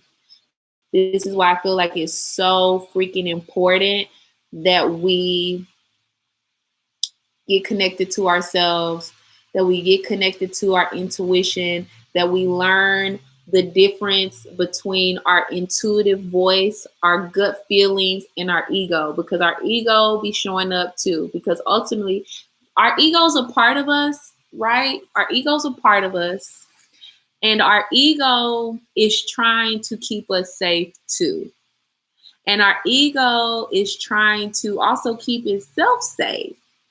And ultimately, when we have changes that are happening within our structures that may feel foreign, it's kind of like a message sent to our ego that a part of us is about to die. And sometimes our ego gets scared because it's like, damn, you about to kill a part of me? I don't like that. And so the ego may start to do things to prevent that death. But ultimately, the death is necessary for your rebirth so that you can be the higher version of who you're meant to be. So you definitely got to get clear about how to know the difference between your ego and your intuition. And off top, the intuitive voice sometimes sounds a more subtle, you know. The intuitive, like when I hear my intuitive voice speak, it often sounds very light. So it really takes paying attention to. I do now have a pendulum as well. I was introduced to this metaphysical tool almost a year ago. And I actually have my second one now because I had one that I bought on Amazon, but I ultimately did not feel like it deeply resonated with me. And then I went to a place and I felt drawn to this other one. And basically, a pendulum can be made out of anything. And I use my pendulum now as a way for me to get clarity with my intuition. So like, I think it's important not to like rest on the energy of the pendulum. So what I've been trying to do more now, instead of just going straight to my pendulum and saying, okay, what should I do and get the answers? I literally will ask my intuition first. Not always, because it's still a practice that's being put in play consistently, but this is something that I've been working towards doing more frequently, where basically I ask my intuition first. And I'm like, okay, what is it? And I wait to see if I can hear something, a yes, no, maybe so. And then if it's that type of yes, no, maybe so question, I get clear about what I hear inside of me. And then I'll go in and I'll ask my pendulum. And then I'll see how the answers line up. And it's kind of just building that strength between me and my intuition. And then also doing other practices. Like I said, like cooking is a very intuitive practice. If you don't have a recipe and you just go into the kitchen and play and just kind of add some different things and ask your intuition what you should put in, it's like you got to practice that muscle. If you're not used to listening to your intuition, if you're not used to communicating with your intuition, it's like you got to open that line of communication. Open your mouth and say, intuition, I want to build a relationship with you. Show me how. Show me how to hear your voice. Show me how to understand that it's your voice and not my ego's voice. And sometimes that takes paying attention to your body too, because I realize sometimes I'll have movement and energy moving in my gut. Sometimes I'll have like a wave of energy popping up in my shoulders when like I now recognize that when I'm saying something and I have a wave of energy pop up through the upper part of my body and my shoulders, it's like my intuition trying to tell me confirmation, you're right on track. But again, that looks different for everybody. So that might not be something that happens for you, but it's like, I feel like God, intuition, your angels, even your higher self, they communicate in synchronicities. So it comes into you paying attention. What is constantly happening around you and what is constantly happening in your body? Start recognizing that and then start paying attention to what's happening at the same time that synchronicity happens. So for instance, for a very long time, because it feels like I'm getting chills, you know that feeling when you're like in a cold room, or like you walk outside and you walk in and you're like, ooh, that's cold. It kind of feels like that for me. And it happens like up in my chest, in my shoulders, and in the upper part of my body. And it kind of moves like a wave and it's very instant, but I feel it even when it ain't no air on.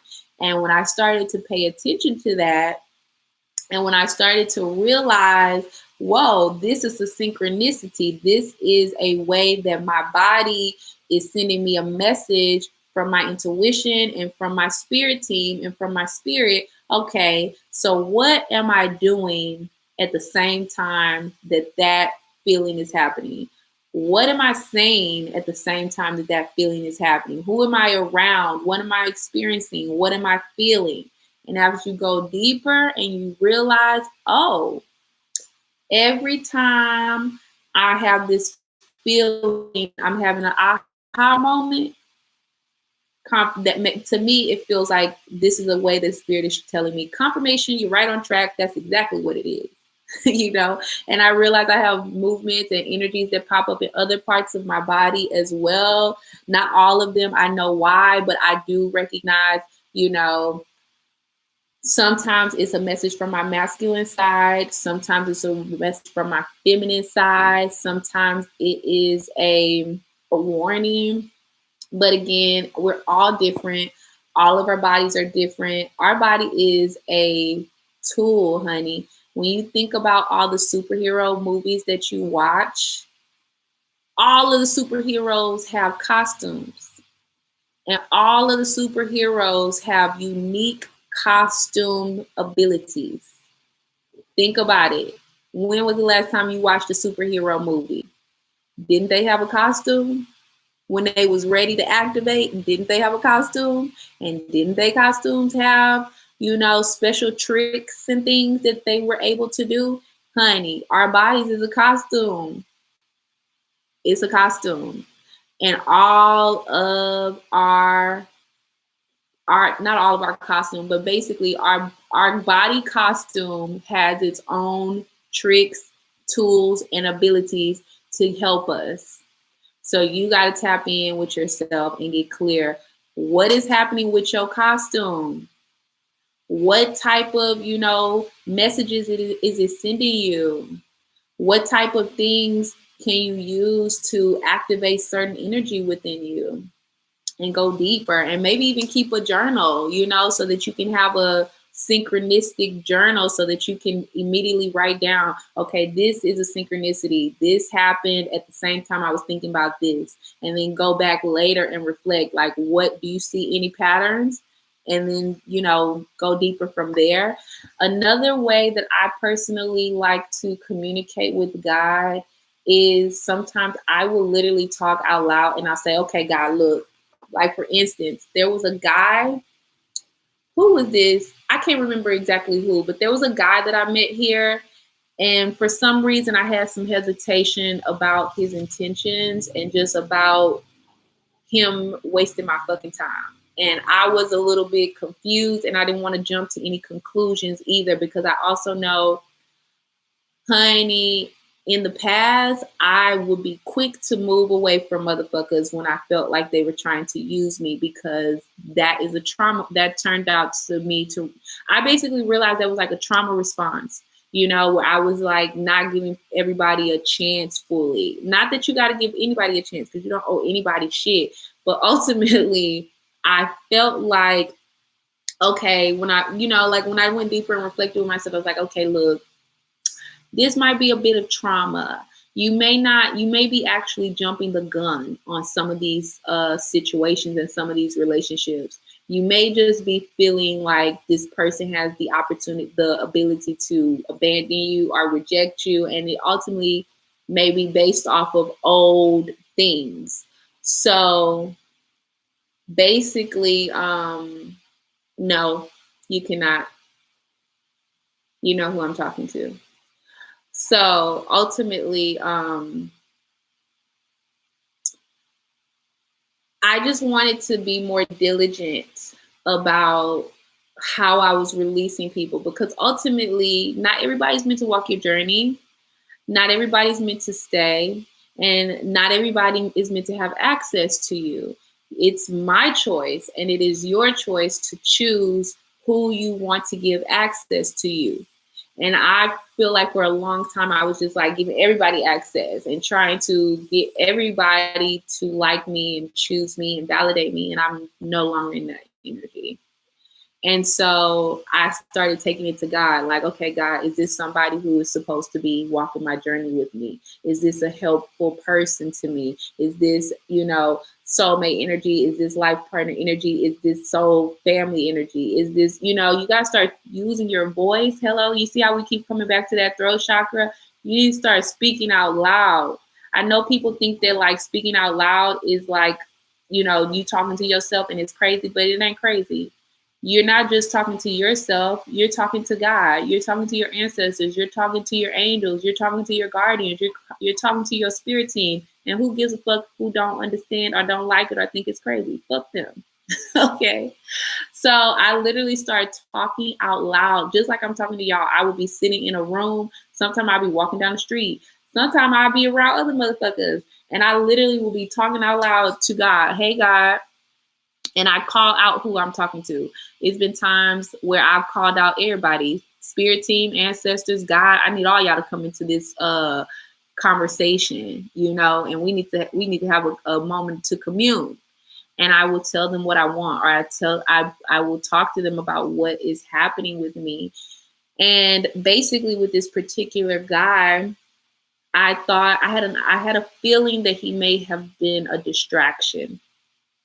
So I asked God if he was a distraction. I kind of explained the situation, even though I knew God already knew, but it obviously made me feel comfortable I need to speak out loud what was going on, what I was feeling, so I could hear myself and so God could hear me too. And then I asked God for confirmation. I said, hey, bring me some confirmation. And I was very specific, okay, in the form of confirmation, but I was not trying to control it, because sometimes we get specific about what we want, but then we try to control the timeline. But again, God does not work on this same fucking timeline as the illusions of this reality. So you may ask for something, but it may not show up until a long ass time later. Basically, I asked God to give me a yes or a no in the form of birds. I said, is this person a distraction? And I basically said, I can't remember which one was yes or which one was no, but basically I said, give me 2 birds, for example, because I have a patio and birds always come. Well, not always, but the birds be flying around this building. And there's been very rare occasions where birds will come and sit on my patio. And one time a bird actually flew into my home when I left the door open. And so I told God, I said, God, I feel like this guy may be a distraction, but I need you to confirm it for me if he's a distraction or not. So if he's a distraction, bring a birdie and let it sit up on my patio bar. Bring me 2 birds if it's a no. Bring me 1 bird if it's a yes. And lo and behold, a bird came and set on that patio. Okay, but it wasn't something that happened quick. It took a long time before it happened, but I remember being very specific about how many birds I needed to see to know that it was a yes, and how many birds I needed to see to know that it was a no, and that I needed to see it. Okay? Don't let me miss it. Bring my attention to that same moment when the birdies sit there so that I could know. So you can do little things like that. And then just go deeper, because ultimately that's not the only way you can speak to God. That's not the only way that you can hear God, but that might be a place for you to start. Okay.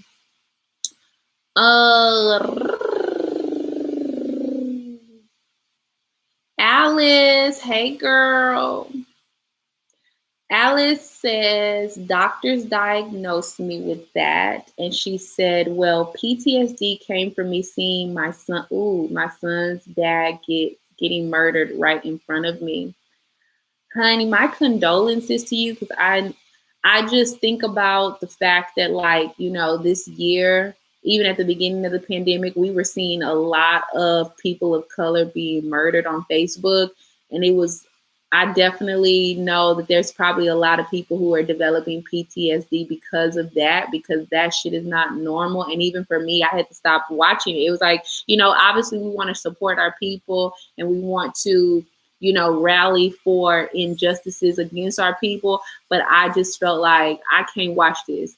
I don't want to see that type of energy. It's not normal and it's not healthy for my system. And so I can only imagine what it must have felt like. I'm sure even if me imagining it doesn't even scratch the surface of what that probably felt like for you, or how traumatizing it was. I still feel solid about what I said. Honey, a doctor is not a god. I know doctors like to think that they're God. I know doctors like to have God complexes. They're not God, baby. Yes, they may have diagnosed you with this. That don't mean that you can't heal it. God can heal everything. Everything. There is not a disease, there is not a diagnosis on this earth that God has not put a solution to. Period. I know society tries to make it seem like Western medicine is the only the end all be all and the standard. A lot of that Western medicine was stolen and manipulated from holistic medical practices. And if you think about the placebo effect, you can realize the power of the body. The placebo effect is basically an experiment that happened in the medical field where basically they gave people, they were diagnosed with different things, right? Half of the group in the experiment was actually given a treatment that was supposed to heal whatever the diagnosis was, and the treatment was successful. The other part of the experimental group basically was given a placebo type of treatment where they were told they were going to get the treatment, but they did not actually get the treatment. So, for example, if they were supposed to get a surgery, they said, yeah, we're going to give you a surgery and we're going to give you the treatment. So they took them into surgery. They just cut them open and then zipped them back up. So it could look like they had gone through a procedure. And ultimately, the people who went through these fake test treatments, they still healed because their mind believed that they were healed. So it takes it back to what I said. You got to release this victim consciousness. You are stronger than PTSD. You are stronger than depression. You are stronger than anxiety. You are a survivor and you are meant to thrive. So you need to start shifting your mind so your mind can heal that. Pray to God too, because God, honey, God is the Alpha and the Omega. Can't nothing move without God. And these doctors that think that they have the power of God, it's like, yes, we are all in the image of God. Yes. So we do all have God within inside of us, which does make us a part of God, aka a God, aka a goddess. But ultimately, there's a lot of people roaming around here and a lot of doctors that think they have like just a God complex. Okay. And at the end of the day, I don't care what they diagnosed. They may have diagnosed you that, but ultimately that doesn't mean that you have to carry this diagnosis with you throughout your whole entire life, baby. No. When you're ready to let that go and do something different, you will. You will. And I trust that will happen for you in divine right timing. JT, hey girl, she said, I know that's right. Speak out loud if you have to. Yes, honey, our voices is powerful. And our brain, our bodies, baby, y'all, I'm telling y'all, this costume that we are in is very powerful. It's very intellectual. Honey, God made this costume. I know society be trying to make us feel like our bodies are weak, but baby, they are so powerful. So powerful. And it comes back to aligning the mind with the temple. Because ultimately, what the mind believes, the body will follow. What the mind believes, the body will follow. Let me say that again. What the mind believes, the body will follow. So just to hop back over here, Alice, if you believe this diagnosis, your body's going to follow through with that. It's going to show you the symptoms because you believe it, it's going to pop up in your body. And even repressing emotions pops up in the body because it's like subconsciously it hasn't been dealt with. So deal with the emotions, face your shadow. Do some shadow work. I know people get scared because everybody feel like you only should be resting in light, but ultimately we are light and dark beings. You got to find your balance. Find your balance there and use your mouth. Even like JT said, honey, yes, speaking is powerful. Our throat chakra is powerful. And sometimes that is the tool that is most effective, or even like the gateway thing to get us into just to get us over the hump. You know what I mean? Sometimes using our voice can deprogram things that we may be thinking in our mind. Sometimes paying attention. It's like even when I wanted to switch some of the limiting beliefs that I was having, I had to pay attention to hearing myself say it, because ultimately sometimes what we say to ourselves that's a limiting belief doesn't always come out of our mouth. Sometimes it's like just being said in our thoughts. And I had to I literally started paying attention to my thoughts. And I can't remember my first one, but let's say for instance, like, cause I was just talking to a friend recently who's been having this energy. Like, she's been telling herself that she has to do all of these things for her family. Like, she's basically a little bit overextended, and her family is basically disrespecting her boundaries. They do not give a fuck about her boundaries. They're not listening at all. And she feels like she has to put up with this energy. And I was like, no, bitch, you don't. And I kept seeing her say what she had to do. And it's like all these things that she felt like she had to do, but she really didn't, and nor did she really want to do it. So sometimes it's a simple switch of realizing every time you hear yourself say, I have to do something, you tell yourself, counsel that. That's not true. I don't have to do shit. And then think about, well, what do you really want to do? And you can take that example and that activity into anything that that it may be a limiting belief. I feel like at one point I kept saying that I was sorry. And I kept telling myself, no, I'm not sorry. Or any type of limiting belief that I was having, any type of thing, any type of thought that does not align with what I want. Once I realized what the thought was, because you got to realize, what are you telling yourself? Not just speaking out, but what are you thinking? Because that's a form of communication that you're telling yourself. What are you hearing yourself say? And is it true? Okay. If it's not true, it's like, first of all, it's a lot of things that we think are true because other people planted those seeds in us.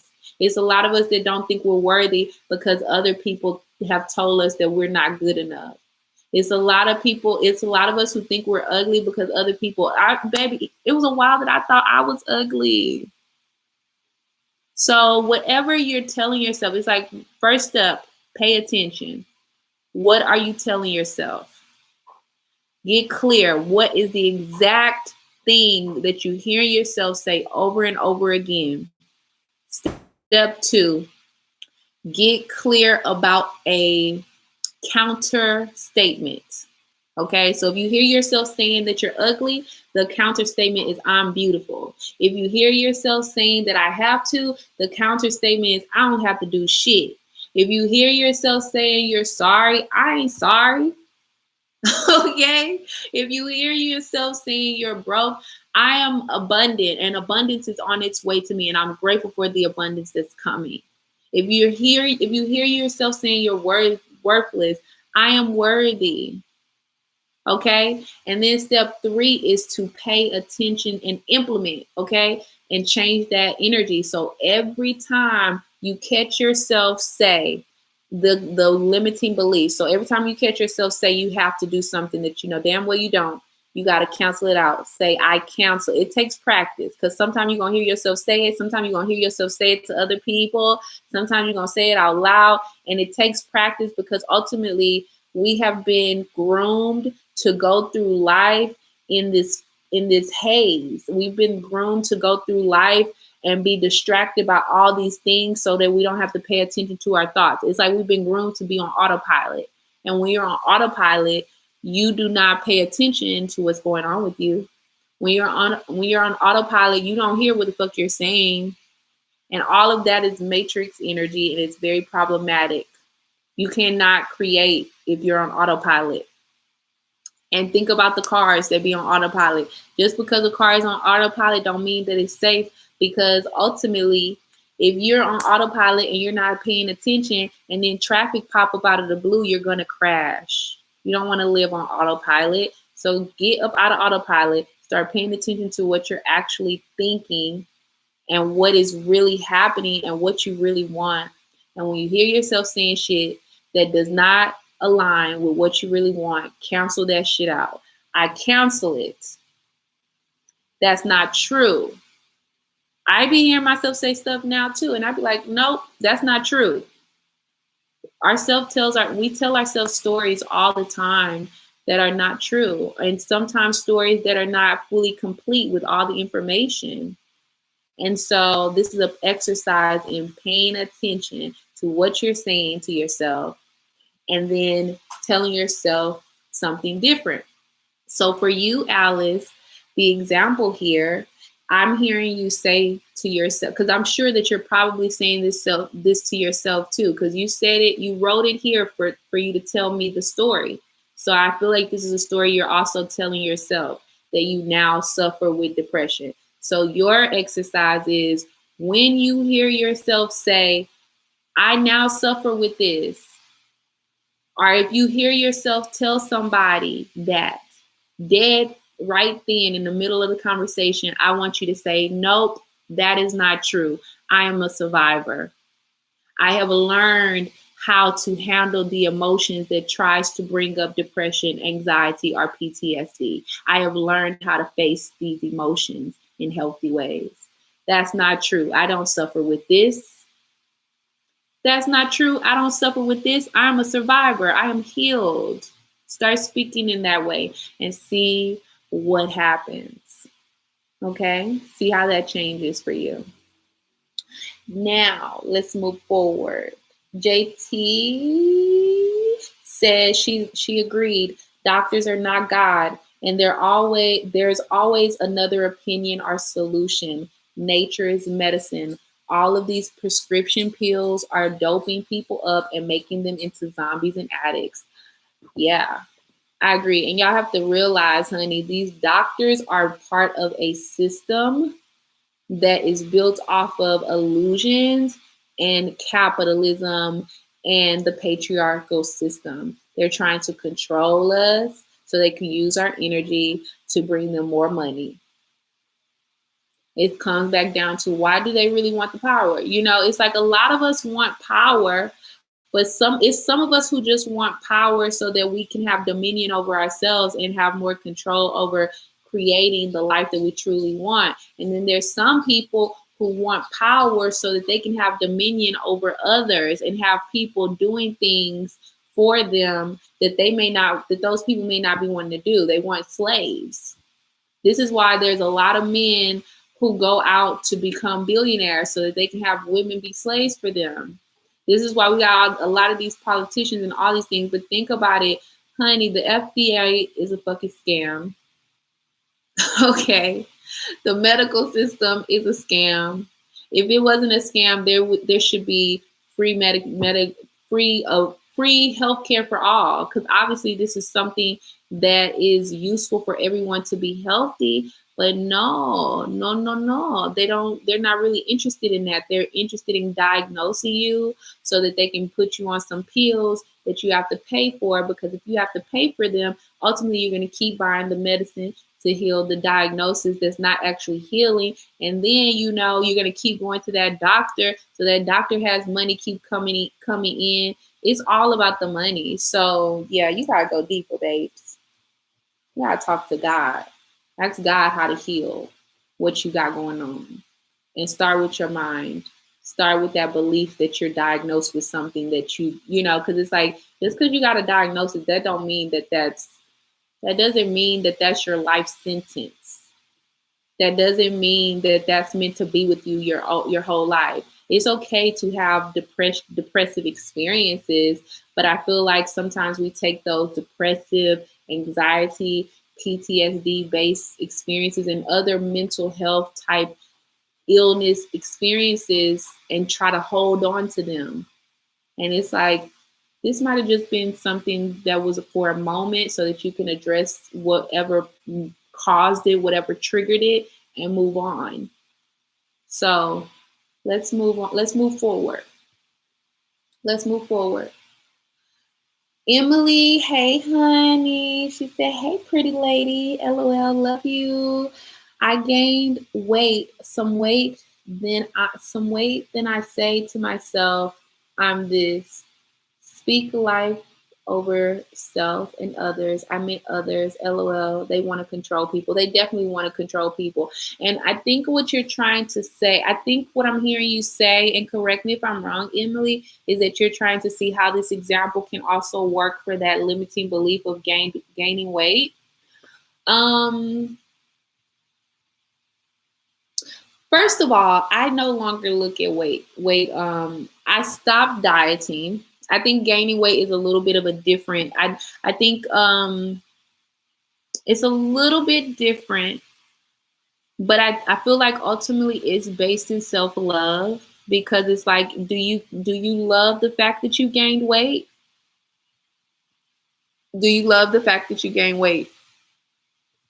Probably not, and it's probably a source of, I'm feeling like maybe a little bit of self hatred, or maybe even a source or a call for you to give yourself some more love, because our bodies do change. We gain weight, we lose weight. Sometimes we lose weight and we still may not have the type of body that we feel like we should have because we are looking at others' bodies and we're looking at the societal standards instead of embracing the temple that we have.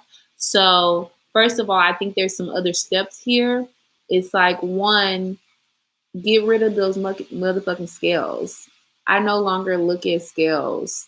It's very rare for me to hop on a scale. A scale does not validate me. Weight gain does not validate me. Being overweight or having like extra pounds on me, it does not dictate my worthiness or the love that I have for myself. So I got rid of the motherfucking scales. I also got rid of fucking diets. I am not interested in diets. I feel like diets are also kind of like a play on nutrition in the medical field, because ultimately a lot of people, and it's almost like a false form of medicine. It's like people are trying to do these diets and restrict themselves. And it's like, I don't believe we're meant to live in restriction. And that is what I feel like a diet is based on. So I would personally, what I've personally been doing, and look, take whatever works for you. Take whatever feels like you want to try. Personally, I don't have any scales in my home. None. And I rarely hop on a scale. Like, maybe, I can't remember the last time I hopped on a scale, but I know I have at some point. So I don't do scales. I don't do diets, but I do healthy eating. I do like eating because I realize I'm the type of person that, like, my body type, if I'm active and I am eating healthier options, like if I'm eating junk food, if I'm eating cookies and candy and junk food all day long, then of course I'm gonna gain weight. But ultimately, the more healthier options I choose, the more I find that my weight adjust to its natural state. So I try to find things that I really love to eat that are actually delicious, because I know this big ass misconception that, like, to eat healthy, we gotta give up flavor and give up deliciousness, and that's fucking false. Okay. One of the things that I really love eating, bell peppers, vegetables, like raw, like, first of all, baby, bell peppers by itself, raw, is so freaking delicious. I don't know if you've been to the Asian market. These are some of the recipes that I'm actually going to be sharing in my nutritional guide at the top of here, because I feel like some new people have popped in. So let me just do a little recap. I have a link to at the top pinned for my Hula Vibes workshop. It starts in July. It is including 4 hula vibe workshops to combine fitness, fun, and femininity techniques that I have cultivated for myself. And I'm also sharing a nutritional guide with healthy food options that I personally love to eat. And I'm also creating a forum space for everyone who is involved, who registers for this workshop, to have a space to, encourage each other to tap in and to share thoughts and ideas. So if you're feeling like you're someone who, you've been trying to work out and it's just something that's just not been sticking, or you just have not been getting the results that you want, or if you were similar to me where, you obviously have a desire to grow, to heal, to be healthy and all these things, but it just feels like it's, just not working. Like you're going to try different workshops, you're going to different gym memberships, and you just like, it's not working, you're not sticking to it. It may be because, similarly to me, it just isn't fun for you. And it may be that you're forcing yourself to do something that doesn't feel natural, that doesn't feel good, and that doesn't feel fun to you. So ultimately, this is a way to bring back that play, because it's like a lot of times, we move into this adulthood and we stop playing. This is why I no longer subscribe to adulthood. I'm not an adult. I am a big kid. I believe in play. I believe in pleasure, and I can have all of those things and still take care of my responsibilities and still do all the things that I need to do. So, yeah, we're going to get into it, okay? And we're going to connect to our sensual energy and connect to our bodies and love upon ourselves. So if you're interested in that, right now I'm offering a special offer because this is the first workshop that I am doing online. I'm allowing everyone to pay what they want. There is no minimum. So you can pay whatever you want, okay? It's donation based right now. Basically, click there. It has a bunch of other information if you want more details about the structure, about what you need, and how it all goes. You can click up there, get all the additional information, and then you can register if you feel so called to do so. If it sounds like something that resonates with you, if it sounds like something that feels like a full body yes to you, then go ahead and click the link above and register. So let's talk about some of these foods. First of all, I realized I'm a snacker. Okay, so I felt like I had to stop snacking on a lot of processed food. I started switching out my snacks for healthier things.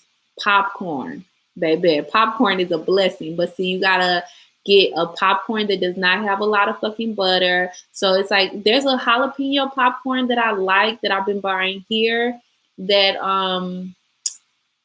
has less butter, but ultimately I like getting the kernels because if you can, literally all you need is a pan and those kernels, and you can make you a popcorn, which has I almost want to say it has like 0 calories, but literally you can put whatever you want. You can put different seasonings, you can put honey. I love putting a little pink Himalayan salt and putting honey on it. And that's a delicious snack that's filling, and you can eat as literally, I don't really do portion controls either because like, I just don't believe in restricting myself. So I like having things that if I overeat it, it's still not something that's going to be harmful for my body. So it's like you can eat as much popcorn as you want, and move forward and still be seeing that weight gain. Not weight gain, seeing that weight loss. So popcorn is one of those snacks that I really love. Bell peppers, oh honey, I love bell peppers raw. Even having carrots and cucumbers raw as well, putting a little medley together with some bell peppers, some cucumbers, and some carrots raw is very delicious. But see, the key here, okay, there's a key. Okay, the key here is that you want you a little side, because sometimes just eating the carrot, the cucumber, the bell pepper by itself may be a little boring. It's still good, but it may be a little boring. So what you want to have on the side is either some hummus. And if you don't like hummus, you need to go try it again, baby, because ultimately hummus is just chickpeas and sesame seed, aka tahini sauce, which is just sesame seeds and some olive oil. all of these things are delicious separately and they're delicious together, and then you can add little other things in there. You got so many options. But there is there's a dressing that I found here in Thailand. Oh, it's so good, it blew my mind. It's basically a creamy sesame seed dressing. I don't know if they sell this in America, but I feel like they do, because hummus is a big thing, tahini is a big thing, and basically this sesame seed dressing is the play off of both of those things. Most likely, if you don't see it at the store, you need to look for an Asian market, or you need to look for the Asian section. They have it in two forms. So they have the sesame seed dressing that's kind of creamy, and it basically, excuse me, it's only creamy because it's like roasted sesame seeds. It's not that it has mayonnaise in it. It's just that it's a roasted sesame seed, and that's the way that it comes out. Then they have another version that's brown because it's basically sesame seed and soy sauce. And ooh, it's so fucking good. The flavor is so delicious. So a lot of times, babe, I do this in multiple ways where I'll put those vegetables together. I'll cut up some bell peppers, cut up some cucumbers. I'll cut up some bell peppers, carrots, some cucumbers separately or all together, and I'll sprinkle this dressing over the top.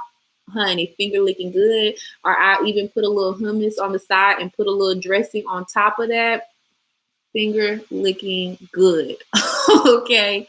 Finger licking good. And then just to give y'all one more snack idea, because I also love sweets, and that's a big thing for me. I've been trying to stop eating candy, and I've been taking some breaks from candy and replacing it with other things. So I make sure I keep fruit in the house. Fruit like oranges, bananas, apples, especially watermelon. Watermelon is one of those things that's very hydrating, and you can literally eat as much watermelon as you want. It's like practically 0 calories.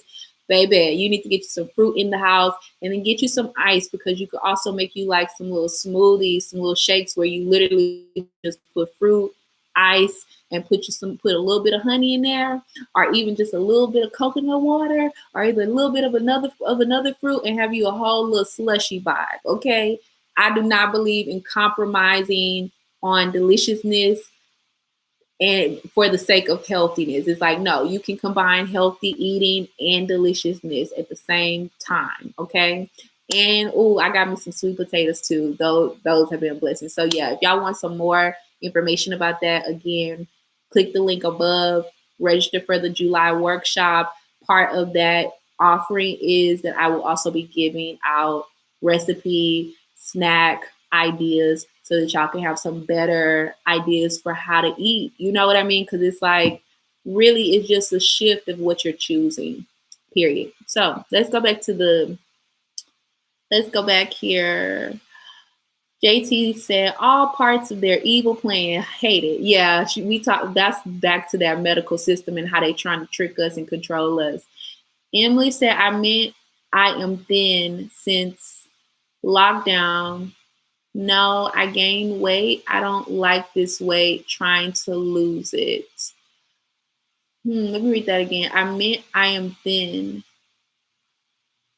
So I need some more understanding, Emily. Are you telling yourself that you're thin? Is that what you're telling yourself? Are you telling yourself that you're thin? Give us some more clarity, because if you're telling yourself that you're thin, I still don't quite feel like that's really that healthy for yourself, because it almost feels like if you're not thin and you're telling yourself you're thin, it's like, again, not being happy with your body. I feel like when it comes to weight gain, any type of limiting beliefs that you have, they all need to be canceled out, and you need to be saying to yourself, no, none of this is true. If you're telling yourself that you gained weight, tell yourself, okay, and that may be true, but that does not make me. I accept myself in my entirety now. If you're telling yourself that you're thin and you know right now you're not thin, tell yourself, no, that's not true, because it's not true. And tell yourself, I accept my body now. I can love my body now and still have changes that I want to make. It's all about accepting your body as it is now. Yeah, you may have gained some extra weight during this time, but most likely it's because of any stress that you may be feeling around this pandemic, any anxiety that may have popped up. I think about when I was developing this workshop, I was thinking about where I was when I was my heaviest, okay? Because I kind of took it from the perspective of like, what did I ultimately learn? Because baby, the size that I am now, this is probably the smallest that I have been since I have come into big kid energy. Okay. Because literally when I was a young child, like I had issues gaining weight because there was a period of time where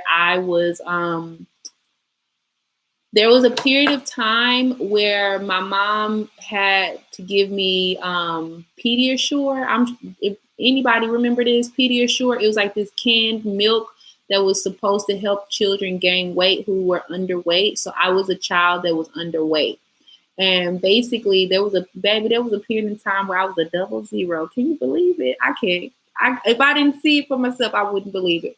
But ultimately, when I started to hit puberty, I started to gain weight. It was like I wasn't quite happy with my body because I felt like I was fat when I wasn't fat. It was just that I was moving from that 00 energy and moving into more fuller sizes. So it was like, even when I was like, a size, I don't know what size I was, but I remember there was a time when I was weighing like 150 pounds. When I was 150 pounds, I thought I was fat. And it wasn't that I was fat. It just was like that size weight was foreign to me and I didn't like it. And I thought I should have been my other size that I was more familiar with. And so ultimately, moving into young adulthood and going to college was the time that I was the biggest weight ever that I've been all of my life. That was the time that I gained the most weight. And that's kind of how I developed this workshop off of like, not only of like what I've learned, but where was I at that time and what did I need? I needed healthier food options. I needed support. I needed to find something that was more fun for me so that I could stick to it. And hula hooping, yes, you can lose weight. Yes, you're going to burn calories. You're going to sweat. Your stomach is going to go down gradually. But ultimately, I look at hula hooping as a gateway fitness opportunity because it's going to get you moving. It's going to get you excited about flowing. And then you may add some other things on that will further assist you in your weight loss journey that may target certain areas. Like I also walk now. I love walking. And not only is that good for my body, it's also good for me to clear my mind. I'm really interested in Pilates. I bought a video, but I haven't started it yet because I don't have a DVD player. But I'm also interested in boxing. But ultimately, like before you can get to some of these other fitness activities that target certain areas of your body or certain areas of your mind, you first got to get started. So just like we think of, gateway drugs that lead you to other things, it's like hula hooping is a gateway fitness opportunity that can lead you to other things and a more healthy lifestyle. So when I think back to this time, I'm like, yo, I was doing a lot of shit that I was going to a bunch of different classes, but ultimately they were boring. They were not speaking to my soul at all. So I didn't stick to them. And I was stress eating. College was like a time that was very stressful for me. And, I feel like I did ultimately find my people during that time. But for a long time in college, I didn't have a proper support system that I felt like supported with. So I was stress eating. I was emotionally eating. And even now, I still be emotionally eating. Sometimes it's like something that I be paying attention to because I realize when my body starts trying to emotional eat, it's like something's going on that I need to pay attention to. Like maybe, am I feeling worried? Am I feeling anxious? Am I feeling stressed? And a lot of times, all of that couples back into eating unhealthy things that you may not be normally eating, but you may eat them during stressful times because you're trying to seek some comfort and some type of control from what has been happening around you. And honey, A lot of people have gained weight during this pandemic because it's been very stressful. A lot of people have had so much uncertainty in their financial states and in their stability and in their, level of stability that they have just been eating. And it's okay. It's part of the journey, but it's like, realize, are you actually emotionally eating? What is the reason that you've actually gained weight? Are you emotionally eating? And, be kind with yourself. It's okay, because it's obviously your body saying, your inner child saying, like, I'm trying to protect myself. And it's okay. So ultimately, as well, baby, you need to get in some mirrors and do some mirror work. Get in that mirror butt naked. I would get if I be getting in the mirror butt naked. That's how I do. But ultimately, if that doesn't feel comfortable for you, take it slow. Maybe you fully clothed, but you're in the mirror. Maybe you in the mirror with your lingerie, but you in the mirror. Maybe you work up to the place where you can get in the mirror butt naked, but you in the mirror, and you look at yourself and you hug yourself and you kiss on yourself and you tell yourself that you love yourself no matter how much you are, how much you weigh, even though you do want to get healthier, even though you do want to be a different size, even though you have growth in the area of your physical appearance. Right now, this is your body. You accept it, you love it, and you are going to show up for it. Okay. So even like, in that process of how you may, when you get out the shower, start making it a routine for you to get into a mirror and rub your body down and take your time and kiss the parts of your body. Kiss your shoulder, kiss your knee, kiss your legs, and thank your body, because at the end of the day, this is your body. It has the ability to change, but before it can actually change, it's going to need to know that you support it. It's going to need to know that you accept it. All the time when I was in college and I was hating my body, that did not help me get to the size that I'm at now. It just made me more sad. It made me more depressed. It made me feel more anxious and uncomfortable with my body. And you want to get into a place of comfort with your body right where you are now. It don't matter how much you weigh. You're still enough. You're still worthy. You're still beautiful. So accept where you are now. Be kind with your body. Give it what it needs. And then take some baby steps, because they all add up to getting you to where you truly want your body to be, whether that is truly weight loss or whether that's toning or whether that's just simply health eating. And kind of just, take out, if you got people on your social media that are making you feel subconscious about your body, you need to remove them. Because at the end of the day, it's like sometimes we are having these things about our body because we see other people with what we consider our perfect bodies. And nobody has a perfect body. At the end of the day, it's all a costume for our spirits to have a place to rest. So this is your body. This is the only one you got. So treat it well. Now, Emily says she also drinking coffee, sweet sodas, junk food, LOL. Yeah, girl, I don't do coffee. I stopped drinking sodas. I'm not really fucking with junk food. And even the junk food that I do eat, when I do eat junk food, I look for healthy options. Now, granted, I'm not perfect. There are times when I have binge eating moments. There are times where my emotional eating flares, okay? So in those moments, I also am kind with myself and I put other structures, like right now, a new structure. So I realized there are times when I got really emotional during this pandemic and I literally was just eating.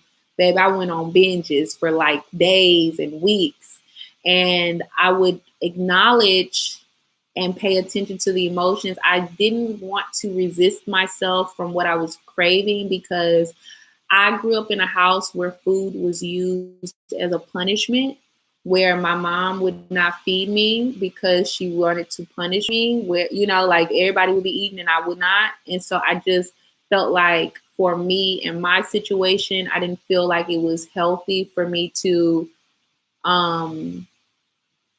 resist my, to keep those. If my body was requesting this food, I gave it to myself, because I knew where I came from. I came from a place of like food being used as punishment, and food being something that I was not always able to have, and food being like, a luxury that I didn't always have the pleasure of experiencing. And so I felt like this is something that I do have the pleasure of experiencing it. So if my body wants it, I'm going to give it to it, but I'm going to pay attention. What am I eating? Why am I eating it? What am I feeling? And I went deeper on the emotional side. So, and then eventually I came up out of the emotional eating moment. And now I have more structures in place. So now I try to choose more healthier options. So sometimes I still have cravings pop up. Like I said, I be having sweet tooths, baby. And I had a root canal that kind of went a little south, that kind of had me going into holistic dentistry, because when I tried to get it fixed, I went to a dentist in Vietnam, and honey, she did an x-ray, and it was very sketchy, because I'm not a dentist, but I looked at the x-ray and I could tell there was some problems. And she told me, oh, nothing's wrong. And then I left the dentist and the tooth cracked. And I was like, bitch, you said I ain't have nothing wrong. What the fuck? And so it made me feel like it wasn't safe to get my tooth fixed in Vietnam. And so I kind of like waited till I could get back to Thailand, because I really trust Thailand's dentistry industry here. They really have a quality area, but ultimately I still kind of waited a bit long, and then I ended up having to do some research about how to rematerialize my tooth. And so I basically found some other things about doing coconut oil pulling, or different oil pullings, getting more vitamin D in my diet, eliminating things that break down the tooth material. So candy, even sometimes beans, or, it's like special ways you have to cook them to kind of get some of the chemical elements out that fuck up your teeth. So basically, I say all that to say I've been making switches. Like, I still have sweet cravings. So sometimes I give in, and sometimes I say, I know you want that, but let's have this instead, where I may have a banana, or I have an apple, or some pineapples, or I may get a shake, like that shake that I just told y'all how to make above, something that gives me the sweet, that kind of takes care of that sweet feeling without me going for some junk food.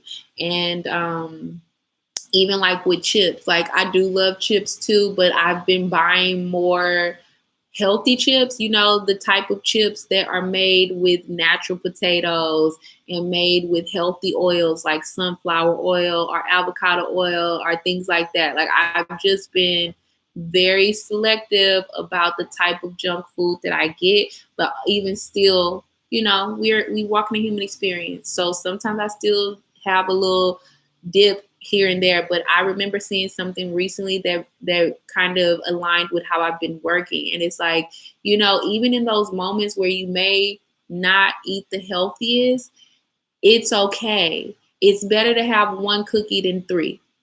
So it's like, if you do say, okay, look, I'm gonna go ahead and let you have the craving, try not to binge on it. Try to just give yourself one, or give yourself two, and then let it go, or try to keep those type of junk foods out of your house. JT said, yes, Hula Vibes. I pre-ordered today. I told you I'm ready. LOL, can't wait.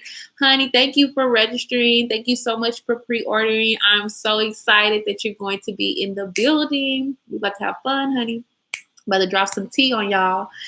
Emily said, Courtney, I was in the hospital for Codiva on Mother's Day for almost 2 weeks. Much better now. Amen. Amen.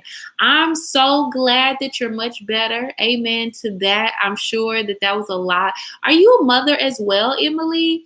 And yeah, it kind of just reiterates what I was saying, because I'm sure that was stressful.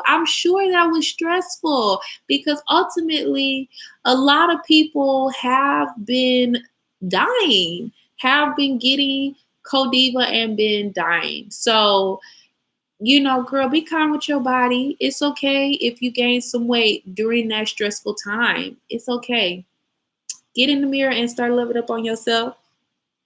Even if you got a fupa. It was moments where I was like, it kind of transitioned for me, because it was like moments where I was looking in the mirror and I wasn't quite happy with the pouch that I had, and I wasn't quite happy with the shape of my breasts. I felt like they was a little saggy. I was like, dang, how do I get them to lift and shit? And I just kept going back to that mirror. It's like, it's going to take time. I don't want this to feel or even begin to sound misleading, as if you're going to look in this mirror and after the first couple of times you're going to look in that mirror and love everything about yourself. No, you're going to keep looking in that mirror and you're going to be trying to avoid it. Like, there was a lot of times I was looking in the mirror and I was like trying to avoid looking at the areas that I didn't like and trying to just look at the areas that I did like. Or I try to turn a certain way to get my body to look a certain way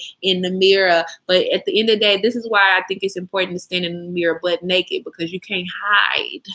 Okay, you can't hide behind the clothes. You can wear some high-waist clothes. You can manipulate the clothes to make your body look a specific type of way. But when you take off the fucking mask, when you take off the veil, when you take off the clothes and you really look at your body in the mirror, it gives you a moment of truth, to face the truth. And it's okay if you don't like the truth. But ultimately, when you keep seeing the truth, you can learn how to accept it. And that's a great time to give yourself some affirmations, because it's like, yeah, you might look in the mirror and be like, damn, I do not like that part. And you might even try to do something like me, where you try to just avoid looking at that part and try to look at the other part that you do like. But it's like, no, face it. Look at what you think you don't like. Tell your body that it is okay. Tell your body you accept it as it is. And tell your body how grateful you are to have it, and how grateful you are for all the work that it is doing on behalf of you. And just affirm yourself. And eventually it's going to get to a point where you actually start to love all parts of you, and you do make those changes that are necessary. So, like, for instance, if you do have a bit of a muffin top, my muffin top has not completely disappeared. Since I've been hula hooping, it definitely has gone down, but it's been like an overall weight loss. Like, hula hoop is like a full body weight loss. Like, literally my whole body has slimmed down.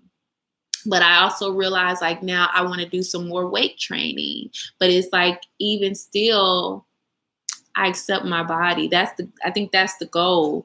Accepting your body where it is. So get in that mirror, girl. Get in that mirror and love up on yourself. Emily also said popcorn. Yes, honey, popcorn is a blessing. Belltown Daisy also said she tried popcorn last week made with coconut oil. She thinks from Costco. Honey, yes, okay. Baby, popcorn is such a great healthy snack. I'm telling you. I remember when I went to Texas, one of my, we made a little stop at the grocery store to get some snacks before we was going out, and my friend was getting a bunch of stuff, and I just went around picking up like healthy items. I got some pretzels, baby, pretzels with some motherfucking hummus. Blessing. It is so delicious. And y'all have more options for like some whole wheat pretzels and things like that. Like, you got a lot of options out there. So I picked up like some popcorn. I picked up some like Twizzlers, and I think I picked up some cereal, like some whole wheat Cheerio honey nut cereals, and maybe like a 100% juice box. And she was saying she ain't want none, but I was snacking on them. It was real good, and then she wanted some. And I was like, yeah, girl, this is real healthy. Oh, girl, yes, it's the options you can do now. You know what I mean? Like, you got options out there. And even with the popcorn, like you said, Belltown, it's like, You bought the popcorn from Costco, but you could also do that at home. You could also get you some coconut oil and put it in a pan and get you some popcorn kernels. Yes, indeed. And Emily said, I never tried honey, but she gonna try it. Yes, girl, the honey. Ooh, that's good. It's so good. Especially good too if you could put anything on popcorn. That's why it's such an amazing snack. Like literally, you can put any kind of seasoning, any kind of flavoring. You could even probably put some chocolate powder on it. Okay, even that protein powder, because I know they have some protein powder that tastes like vanilla. Baby, you could probably put a little protein powder up on there, and you got a protein snack. Okay, you can put you some pink Himalayan salt. You can literally do anything to popcorn. That's an amazing snack. Hong, hi. Oh, I do miss you. Hey, boo. That's my little Vietnamese family that I spent a lot of time with while I was in Vietnam. I didn't expect to see you over here. Okay, so now let's go back into Emily. Emily said, yep, I got some watermelon, baby. Yes, get you some fruit. Stack up on that fruit, stack up on those vegetables. Even those the beans and things, girl, I love black beans. I love sweet potatoes, black beans, chickpeas, hummus, avocado. Excuse me. And I used to be a very picky eater. A very picky eater, okay? Very, very, very, very, very picky eater. I used to not love avocado. I love avocado now, okay? I feel like if there's anything that I'm mentioning that you're just like, I don't like that, try it again. Because a lot of times our taste bud was different when we initially tried it. And a lot of times we may have had limiting beliefs and misjudged the food, baby. It's no reason not to like avocado because ultimately avocado does not have a intense flavor. It doesn't have a flavor at all. If you don't like avocado, you need to try it again. You probably just had it from somebody that put some extra shit in it. Or maybe you had some guacamole that just, you ain't like the texture. But baby, avocado is so healthy and it's so delicious. You probably just need to make it at home where you cut it up at home. If you don't know how to do it, just look up, Google your friend right now. Okay. Google got everything. I'm trying to think what else. I didn't used to eat mushrooms. I love mushrooms now. Girl, like there's a lot of blessings out here. Okay, mangoes. Oh, mangoes are like the sweetest thing. Grapes, even my bananas, honey. I started putting my bananas in the refrigerator. Have you ever had a cold banana? It's so good. I've seen people even do like banana like ice cream. Like, girl, it's a lot of options out here for healthier options. Emily said, yes, I'm saying that I'm losing weight. I mean, I'm getting healthy. Sorry about that. Okay. So I think that's fine. I think I would still just leave the losing weight part of it because ultimately that's kind of like a pain point for you because again, you're not quite healthy. I mean, not healthy, not that. It's not that you're not quite happy with the fact that you've gained all this weight. So I wouldn't even, if you hear yourself say you're losing weight, it's almost like you're giving yourself, it's like a reiterating that you're not happy with the fact that you've gained this weight and that you are giving yourself an expectation that you don't currently meet. And that may be giving you subconscious, I almost want to say pain for lack of a better word, but kind of, it's like, just tell yourself you accept yourself and you are healthy and you are creating even more healthy habits. Okay? You accept yourself where you are. You are healthy where you are because just because you gain weight, that does not mean that you're not healthy. You're still healthy in this moment. And you're creating even more healthy habits as you move forward. Because ultimately, some of those habits that you've had of like eating junk food, like you changing them as you move on. So give yourself grace, okay? And she said, I gained over 100 pounds. LOL. No, it's okay, honey. You just like you gained it, you can lose it. It came because you needed some comfort. It came because you needed some protection. It came because you were stressed. You were going through a lot.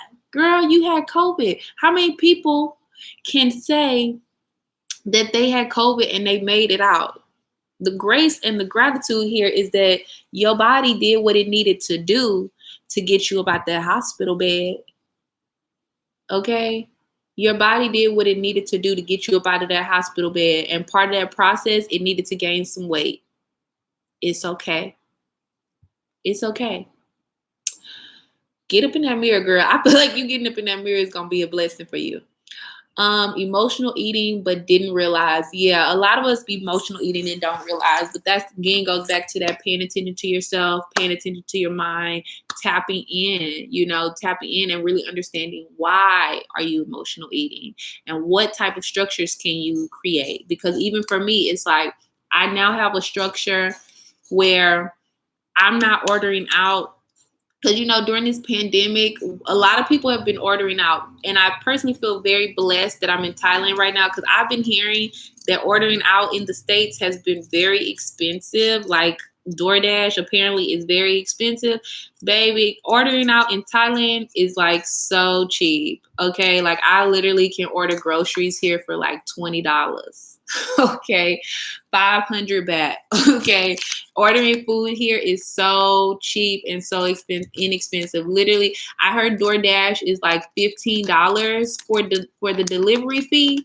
Honey, the delivery fee to order food here in Thailand with Food Panda is like 6 to 10 baht. That's less than $1. Okay, so you just know, it was a period of time where I was ordering so much food because I was emotionally eating too. And just in, worry and things like that. But I put in an additional structure for myself because obviously I like to cook, but I also sometimes don't want to cook. And I like to have that option too. I like the luxury of being able to eat good food. Because again, it comes back to like my childhood. It was something that was always restricted from me. And I believe that I deserve to eat good food, whether I cook it or whether someone else cooks it for me. But I realized I needed more structure. And I have now set up a new structure system where I have specific days where I allow myself to order out. So if it's not on those days, I do not order out. And if I do, on the days that I do order out, it's like order what I want. Because I'm not going to order again until the next time that I have my day to order out. So, you got to watch yourself and make small changes that can be consistent and then, make adjustments to the structures of your life to support your healing, your health, and what you really desire. That's what I'm doing, accepting my size. I'm glad, Emily. She also said, I never had a problem with myself till my back started to hurt from gaining weight. It might also be some trauma there too, because I've been doing a lot of research about how trauma and repressed emotions show up in the body. And a lot of times repressed emotions show up in back pain.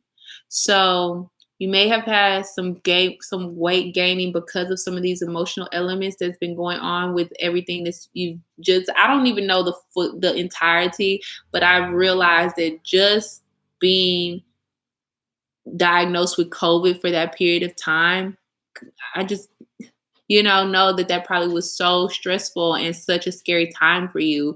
I don't know what else was going on. Like, are you the only breadwinner of your family? Was that also like, were you worried while you were in the hospital of how you were going to keep your apartment, how you were going to pay your bills because you needed to be in the hospital? I don't know, but I know there's other elements there. And ultimately, when we have other emotions present in our body that we don't know how to deal with, or that are overwhelming, or that we repress, ultimately they show up in our body. And a big theme that's been popping up in my research is that we often will get back pain. It's like the tension will rest in our back area. So it's really, really important to do some breath work. It's really, really important to do some breath work. There's a guy that I freaking love. Let me pull him up. He does like 5-minute breath work meditations. Well, it's not really, it can be meditative, but ultimately it's a type of breath work activity. Let me find it because I have it on my phone, but I'm about to go soon. We've been for a good period of time, and I need to move forward with some other elements today. So if there's anything else that y'all have to share while I am looking up the link for this breathwork exercise, which I just found, go ahead and share it now, because after I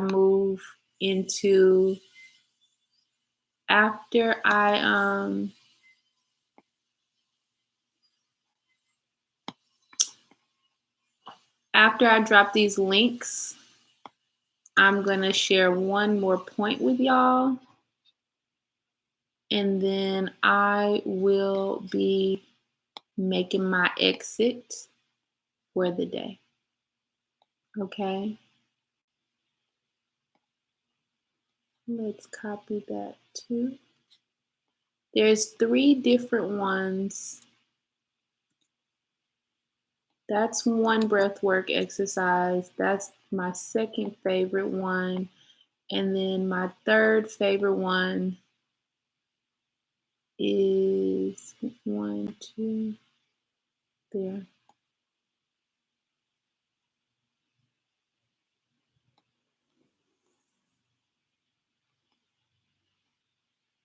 Now, all of these are under 10 minutes, okay?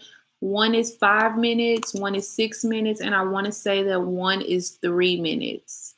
All 3 of those is all the same guy. He specializes in breath work activities, and these are all breath work activities that I have actually done.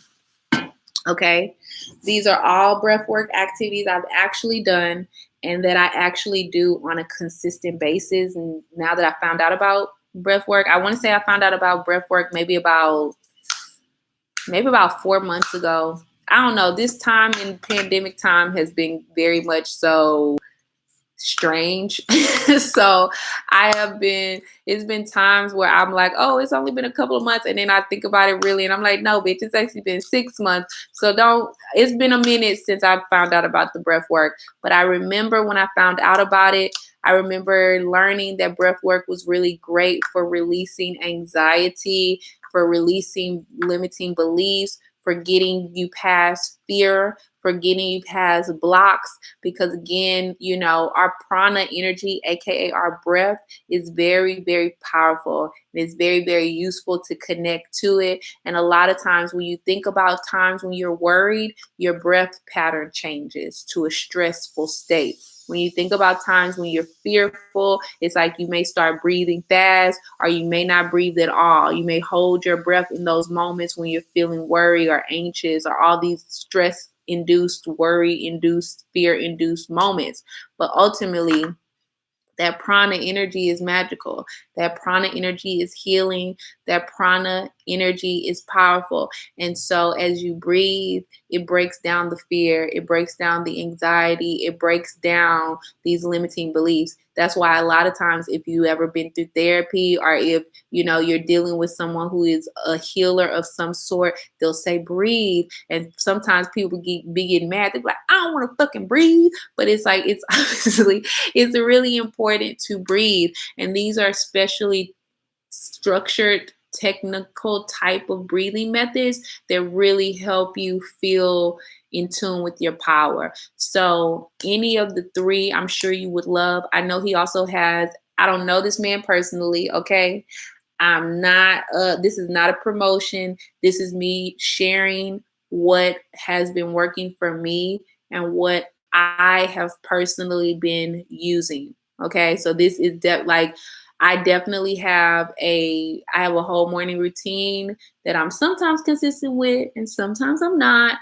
But ultimately, my routine includes his breathwork exercises. When I do my routine as as I have mapped it out, I do his breathwork activities. So click on the one that you want, save the one you want. I will be saving this video as well, but I'm not sure if the links, I don't remember y'all know I ain't been on live in a minute. Okay. So I don't remember how any of that works. So I will also drop some links after once I end this stream and it loads properly on the page, I will leave it so you can come back to it. And I will drop all the links in the comment area so you don't have to watch the full video to get the links if you want any of these links, okay? So don't worry, they will be available to you, okay? Now, let's go through the comments one more time, and then I'm going to wrap us up.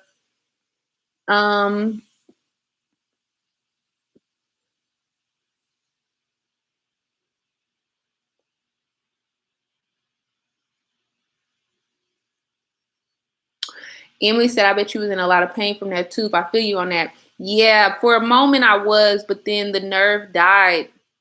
So it was like a moment oh yeah, it was fucking with me for a bit, but then it stopped fucking with me.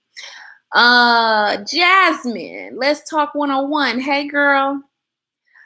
Emily said aloe vera plant is good to put on your tooth for pain. Thank you, girl. I didn't know that. And I got some aloe vera. It's a plant outside my house. So I've been cutting that off. I don't know if y'all could see, but I had a little pimple here. Y'all can't see it, but I had a pimple that I knew damn well I shouldn't be picking, but my soul did it anyways. And I basically have been putting aloe vera on my face, and I've been putting aloe vera on my vagina, and I've been doing some pleasure exercises.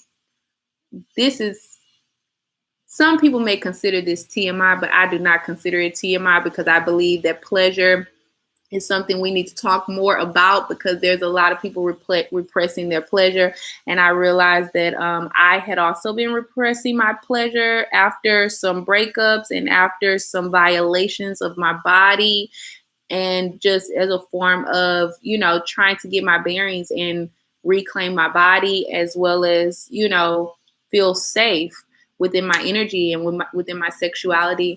And basically, I've been also doing some orgasmic meditation practices, and I have been using aloe vera as lubricant. I don't know if y'all knew about that, but that's also a thing too. So yes, for the powers of the aloe vera plant.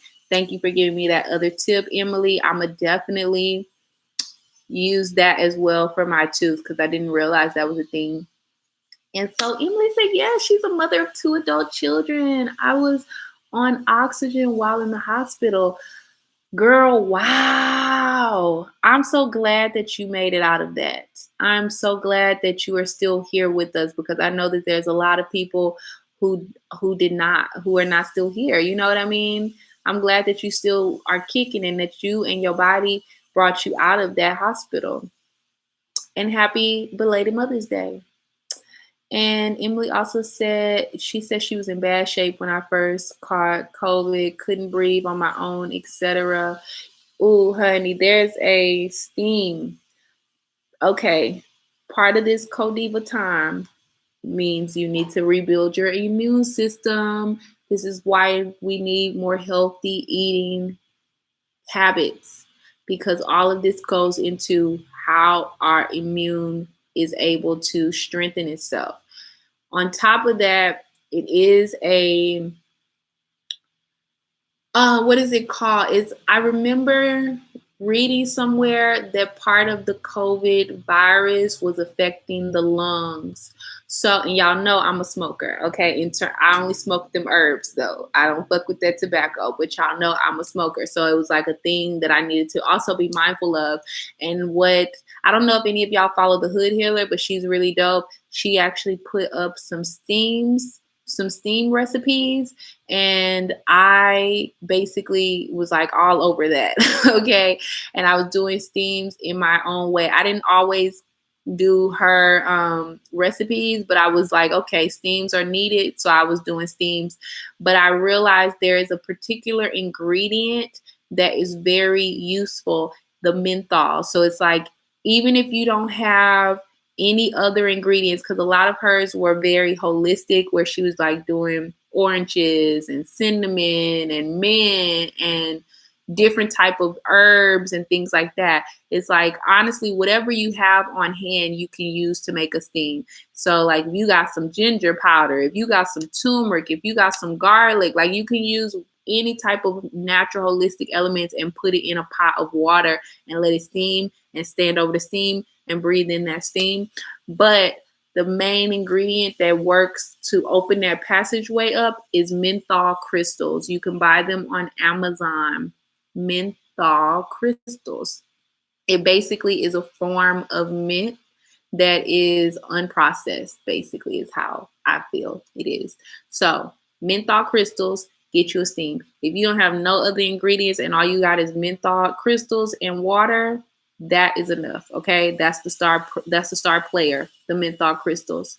So that might help with your breathing and helping to rebuild, to protect your lungs and build up your immune. Oh, she said, back in the days watching you teach English, you always been a beauty to me, good person, etc. Thanks, honey. I did enjoy my favorite group of kids to teach was kindergartners. I love teaching kindergartners. I really, really did. And even my babies over at VUS, when I was teaching, like, I want to say they were right before middle school age, between like 6 and 10. I like teaching them too as well. But I feel like, teaching English is not the end all be all for me. I'm a teacher for sure, but in other areas, I'm moving into my calling. I'm in my calling. I'm in alignment with where God wants me to be.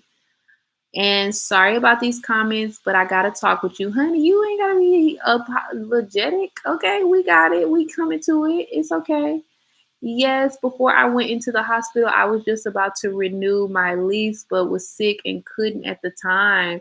So yeah, it just sounds like there was a lot of stress going on and things that you needed to tie up, and yeah, it's okay. It's okay, boo. It's like, girl, you were going through a very rough time. You were going through a deep transition, and I wouldn't be shocked if the same time that you were going through this happened to be a retrograde or happened to be a full moon energy, because a lot of times during that time, we get a lot of tower moments where things are being broken down so that we can be rebuilt back up into what we really. Oh, shit. I gotta go, y'all. I gotta go. I gotta go. Okay. So basically, before I go, I just want to tell you as well about familiar energy. Familiar energy oftentimes is things that are comfortable. And oftentimes that means that I don't even have a lot of time to drop this gem on y'all because I was supposed to do something. Somebody was supposed to be here at 2 and they have not knocked on my door, so they may be late. And I need to go make sure that some things are ready so when they get here, we ain't got no problems. But remember, fear is your friend. Familiar energy is not. Okay? The fear is your friend. Familiar energy is not your friend. If you're feeling familiar energy, you need to be asking why. If you're feeling fear, you need to be asking why and go deeper. All right. I love you all. Thank you so much for joining me and chatting with me. I'm so glad that we could tap in today. I feel like I'm going to try to get on a schedule again so that we can have these conversations on a more scheduled basis with more structure. But be on the lookout for that. My Instagram is still up, the Courtney Williams. You can tap in over there. I may pop some things in on the community tab. And again, all the links are here for the Hula Vibes workshop that starts on July 5th. At the top, you can register, pay what you want to register.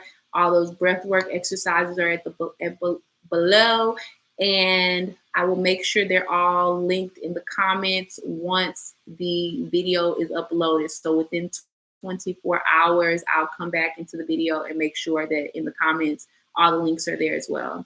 You guys have an amazing night. I know it's nighttime for most of y'all. It's daytime for me. I'm going to move forward in my day. I got to go to the ATM. So thank you. And again, thank you so much for the Snapchats, for the Super Chats. Thank you so much for everyone who dropped coinage here for me. I really appreciate it. Love you all. Call y'all later. Ciao. Okay.